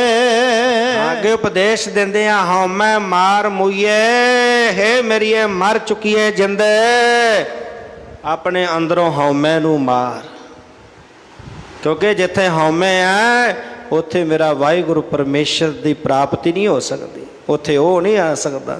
ਜਬ ਹਮ ਹੋਤੇ ਤਬ ਤੂੰ ਨਹੀਂ, ਅਬ ਤੂੰ ਹੀ ਮੈਂ ਨਹੀਂ। ਜਦੋਂ ਤੱਕ ਮੈਂ ਸੀ ਉਦੋਂ ਤੱਕ ਪਤੀ ਪਰਮੇਸ਼ਰ ਨਹੀਂ ਸੀ ਹਿਰਦੇ ਵਿੱਚ ਆਇਆ, ਉਹਦਾ ਪ੍ਰਾਪਤੀ ਨਹੀਂ ਹੋਈ। ਤੇ ਹੁਣ ਜਦੋਂ ਉਹਦੀ ਪ੍ਰਾਪਤੀ ਹੋ ਗਈ ਹੁਣ ਫਿਰ ਤੂੰ ਹੀ ਤੂੰ, ਹੁਣ ਮੈਂ ਨਹੀਂ, ਮੈਂ ਖਤਮ ਹੋ ਗਈ। ਸਾਹਿਬ ਜੀ ਕਹਿੰਦੇ ਹਉਮੈ ਮਾਰ ਮੁਈਏ ਮੇਰੀਏ ਮਰ ਚੁੱਕੀਏ ਜਿੰਦੇ, ਨਾਮ ਰਸ ਵੱਲੋਂ ਭੁੱਲੀਏ ਜੀ ਜਿੰਦੇ। ਆਪਣੇ ਅੰਦਰੋਂ ਹਉਮੈ ਨੂੰ ਮਾਰ ਤੇ ਕੀ ਕਰ, ਤੂੰ ਚੱਲ ਗੁਰ ਕੈ ਭਾਏ, ਤੂੰ ਗੁਰੂ ਦੇ ਭਾਣੇ ਦੇ ਵਿੱਚ ਚੱਲਣਾ ਕਰ।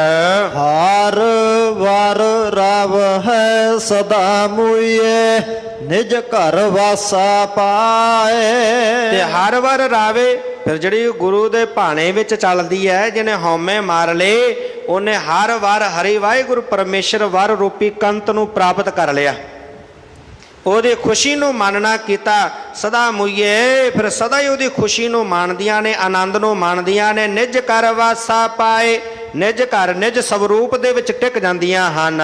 ਨਿਜ ਘਰ ਵਾਸਾ ਪਾਏ, ਸ਼ਬਦ ਬਜਾਏ ਸਦਾ ਸੁਹਾਗਣ ਨਾਰੇ। ਨਿਜ ਘਰ ਵਾਸਾ ਪਾਏ, ਸ਼ਬਦ ਵਜਾਏ। ਉਹ ਜੀਵ ਇਸਤਰੀਆਂ ਉਹ ਜਿਹੜੀਆਂ ਨੇ ਸਦਾ ਹੀ ਫਿਰ ਸੁਹਾਗਣਾ ਨੇ, ਜਿਨ੍ਹਾਂ ਨੇ ਆਪਣੇ ਨਿਜ ਸਵਰੂਪ ਦੇ ਵਿੱਚ ਵਾਸ ਕਰ ਲਿਆ, ਨਿਜ ਘਰ ਵਿੱਚ ਟਿਕ ਗਈਆਂ। ਨਿਜ ਸਵਰੂਪ ਦੀ ਜਿਨ੍ਹਾਂ ਨੂੰ ਪ੍ਰਾਪਤੀ ਹੋ ਗਈ, ਸ਼ਬਦ ਵਜਾਏ, ਫਿਰ ਉਹਨਾਂ ਦੇ ਹਿਰਦੇ ਦੇ ਵਿੱਚੋਂ ਫਿਰ ਸ਼ਬਦ ਜਿਹੜੇ ਨੇ ਉਹ ਵੱਜਦੇ ਨੇ, ਅਨਹਦ ਨਾਦ ਅੰਦਰੋਂ ਵੱਜਣ ਲੱਗ ਪੈਂਦੇ ਹਨ। ਫੇਰ ਰਲੀ ਆਲਾ ਜੋ ਬਨ ਬਾਲਾ, ਅਨ ਦਿਨ ਕੰਤ ਸਵਾਰੇ। ਤੇ ਫਿਰ ਰਲਿਆਲਾ ਜੋਬਨ ਬਾਲਾ, ਤਿੰਨ ਸਾਡੀਆਂ ਅਵਸਥਾ ਨੇ ਜੀਵਨ ਦੀਆਂ, ਬਾਲ ਜਵਾਨੀ ਔਰ ਬਿਰਧ ਫੁਣ, ਤੀਨ ਅਵਸਥਾ ਜਾਨ। ਸਾਹਿਬ ਜੀ ਕਹਿੰਦੇ ਕਿ ਜੀਵਨ ਮਿਲਿਆ ਪਰਮੇਸ਼ਰ ਦਾ ਸਿਮਰਨ ਕਰਨ ਵਾਸਤੇ। ਸਾਡਾ ਬਾਲਪਣ ਜਿਹੜਾ ਹੈ ਉਹ ਖੇਡ ਵਿੱਚ ਨਿਕਲ ਜਾਂਦਾ ਹੈ, ਜਵਾਨੀ ਦੁਨੀਆ ਦੇ ਰੰਗ ਤਮਾਸ਼ਿਆਂ ਵਿੱਚ ਨਿਕਲ ਜਾਂਦੀ ਹੈ, ਬੁਢੇਪਾ ਪਰਿਵਾਰ ਦੇ ਮੋਹ ਵਿੱਚ ਨਿਕਲ ਜਾਂਦਾ ਹੈ, ਪਰਮੇਸ਼ਰ ਨੂੰ ਨਹੀਂ ਸਿਮਰਦੇ। ਇਸ ਕਰਕੇ ਸਾਹਿਬ ਜੀ ਕਹਿੰਦੇ ਫਿਰ ਰਲਿਆਲਾ ਜੋਬਨ ਬਾਲਾ, ਆਣ ਦਿਨ ਕੰਤ ਸਵਾਰੀ। ਉਹ ਵਾਹਿਗੁਰੂ ਪਰਮੇਸ਼ਰ ਜਿਹੜਾ ਸਦਾ ਹੀ ਜੋਬਨ ਜਵਾਨ ਰਹਿਣ ਵਾਲਾ ਹੈ, ਫਿਰ ਉਹਦੇ ਆਨੰਦ ਨੂੰ, ਉਹਦੇ ਖੁਸ਼ੀ ਨੂੰ ਮਾਣਦੀਆਂ ਹੋਈਆਂ, ਫਿਰ ਦਿਨੇ ਰਾਤ ਜਦੋਂ ਉਹਦੇ ਨਾਮ ਰੰਗ ਵਿੱਚ ਰਹਿੰਦੀਆਂ ਨੇ, ਦਿਨੇ ਰਾਤ ਜਿਹੜਾ ਕੰਤ ਵਾਹਿਗੁਰੂ ਪਰਮੇਸ਼ਰ ਉਹਨਾਂ ਦੇ ਜੀਵਨ ਨੂੰ ਸਵਾਰਦਾ ਹੈ। ਹਰ ਵਾਰ ਸੁਹਾਗੋ ਮਸਤਕ ਭਾਗੋ, ਸੱਚਾ ਸ਼ਬਦ ਸੁਹਾਏ। ਹਰ ਵਾਰ ਸੁਹਾਗੋ ਮਸਤਕ ਭਾਗੋ, ਜਿਹੜੀਆਂ ਸੱਚੇ ਸ਼ਬਦ ਦੇ ਵਿੱਚ ਜਿਨ੍ਹਾਂ ਨੂੰ ਚੰਗਾ ਲੱਗਣ ਲੱਗ ਪਿਆ, ਜਿਹੜੀਆਂ ਸੱਚੇ ਸ਼ਬਦ ਦੇ ਦੁਆਰਾ ਸ਼ੋਭਨੀਕ ਹੋ ਗਈਆਂ, ਫਿਰ ਉਹਨਾਂ ਨੂੰ ਹਰੀ ਵਾਹਿਗੁਰੂ ਪਰਮੇਸ਼ਰ ਦੀ ਪ੍ਰਾਪਤੀ ਹੋ ਗਈ। ਹਰੀ ਵਰ ਨੂੰ ਪ੍ਰਾਪਤ ਕਰਕੇ ਉਹ ਸੁਹਾਗਣਾ ਬਣ ਗਈਆਂ, ਸੁਹਾਗ ਵਾਲੀਆਂ ਹੋ ਗਈਆਂ। ਮਸਤਕ ਭਾਗੋ ਬਣੀਆਂ ਕੌਣ? ਜਿਨ੍ਹਾਂ ਦੇ ਮਸਤਕ ਦੇ ਭਾਗ ਚੰਗੇ ਨੇ, ਜਿਨ੍ਹਾਂ ਦੇ ਧੁਰ ਤੋਂ ਮਸਤਕ ਦੇ ਚੰਗੇ ਭਾਗ ਲਿਖੇ ਨੇ, ਉਹ ਫਿਰ ਸੁਹਾਗਣਾ ਖਵਾਉਂਦੀਆਂ ਹਨ। ਉਹ ਹਰੀ ਵਾਹਿਗੁਰੂ ਪਰਮੇਸ਼ਰ ਰੂਪੀ ਵਰ ਨੂੰ ਪ੍ਰਾਪਤ ਕਰਦੀਆਂ ਹਨ। ਨਾਨਕ ਕਾਮਣ ਹਰ ਰੰਗ ਰਾਤੇ, ਜਾ ਚੱਲੈ ਸਤਿਗੁਰ ਭਾਏ। ਉਹ ਜੀਵ ਇਸਤਰੀ ਹਰੀ ਵਾਹਿਗੁਰੂ ਪਰਮੇਸ਼ਰ ਦੇ ਰੰਗ ਵਿੱਚ ਸਦਾ ਰਤੀ ਰਹਿੰਦੀ ਹੈ। ਕਿਹੜੀ? ਜਾ ਚੱਲੈ ਸਤਿਗੁਰ ਭਾਏ, ਜਿਹੜੀ ਗੁਰੂ ਦੇ ਭਾਣੇ ਵਿੱਚ ਚੱਲਦੀ ਹੈ, ਜਿਹਨੂੰ ਗੁਰੂ ਦਾ ਭਾਣਾ ਮਿੱਠਾ ਲੱਗਦਾ ਹੈ, ਗੁਰੂ ਦੇ ਭਾਣੇ ਨੂੰ ਸੱਤ ਕਰਕੇ ਮੰਨਦੀ ਹੈ, ਫਿਰ ਉਹ ਸਦਾ ਹੀ ਉਹਦੇ ਵਾਹਿਗੁਰੂ ਪਰਮੇਸ਼ਰ ਪਤੀ ਦੇ ਆਨੰਦ ਨੂੰ ਮਾਣਦੀ ਹੈ, ਖੁਸ਼ੀ ਨੂੰ ਮਾਣਦੀ ਹੈ। ਉਹ ਕੰਤ ਹਰੀ ਵਾਹਿਗੁਰੂ ਪਰਮੇਸ਼ਰ ਰੂਪੀ ਵਰ ਨੂੰ ਪ੍ਰਾਪਤ ਕਰਕੇ ਫਿਰ ਸ਼ੋਭਨੀਕ ਬਣ ਜਾਂਦੀ ਹੈ।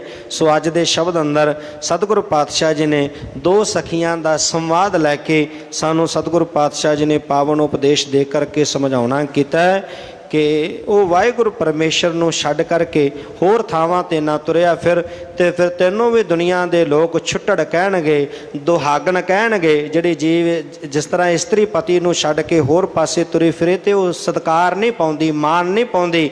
ਇਸੇ ਤਰ੍ਹਾਂ ਸਾਡੀ ਹਾਲਤ ਹੈ, ਜਦੋਂ ਅਸੀਂ ਵਾਹਿਗੁਰੂ ਪਰਮੇਸ਼ਰ ਨੂੰ ਛੱਡ ਕੇ ਕਿਤੇ ਹੋਰ ਤੁਰੇ ਫਿਰਦੇ ਹਾਂ ਤੇ ਫਿਰ ਅਸੀਂ ਉਹਦੀ ਦਰਗਾਹ ਵਿੱਚ ਜਾ ਕੇ ਸ਼ੋਭਾ ਨਹੀਂ ਪਾ ਸਕਦੇ, ਉੱਥੇ ਮਾਨ ਇੱਜ਼ਤ ਪ੍ਰਾਪਤ ਨਹੀਂ ਹੋਣਾ। ਇਸ ਕਰਕੇ ਇੱਕ ਅਕਾਲ ਪੁਰਖ ਵਾਹਿਗੁਰੂ ਪਰਮੇਸ਼ਰ ਦੇ ਨਾਲ ਜੁੜਨਾ ਕਰੀਏ, ਅੰਮ੍ਰਿਤ ਛਕੀਏ, ਗੁਰੂ ਵਾਲੇ ਬਣੀਏ, ਸਿਮਰਨ ਕਰੀਏ, ਬਾਣੀ ਦੇ ਨਾਲ ਜੁੜ ਕਰਕੇ ਜੀਵਨ ਨੂੰ ਸਫਲ ਕਰੀਏ। ਜੀ ਸਮਾਂ ਕੁਝ ਉੱਪਰ ਚਲਾ ਗਿਆ ਹੈ, ਖਿਮਾ ਕਰਨੀ। ਸਤਿਗੁਰੂ ਪਾਤਸ਼ਾਹ ਜੀ ਦੀ ਪਵਿੱਤਰ ਅਗਾਧ ਬੋਧ ਬਾਣੀ ਹੈ, ਐਸੀ ਬਾਣੀ ਦੀ ਵਿਚਾਰ ਕਰਦਿਆਂ ਹੋਈਆਂ ਬੇਅੰਤ ਭੁੱਲਾਂ ਦੀ ਖਿਮਾ ਕਰਨੀ। ਗੁਰੂ ਪਾਤਸ਼ਾਹ ਗੁਰੂ ਕੀ ਸੰਗਤ ਬਖਸ਼ਣਯੋਗ ਹੈ, ਭੁੱਲਾਂ ਨਾ ਚਤਾਰਨੀਆਂ। ਅਸੀਸ ਬਖਸ਼ਣੀ ਸਤਿਗੁਰੂ ਪਾਤਸ਼ਾਹ ਅੱਗੇ ਲਈ ਸੁਮਤ ਪ੍ਰਦਾਨ ਕਰਨ।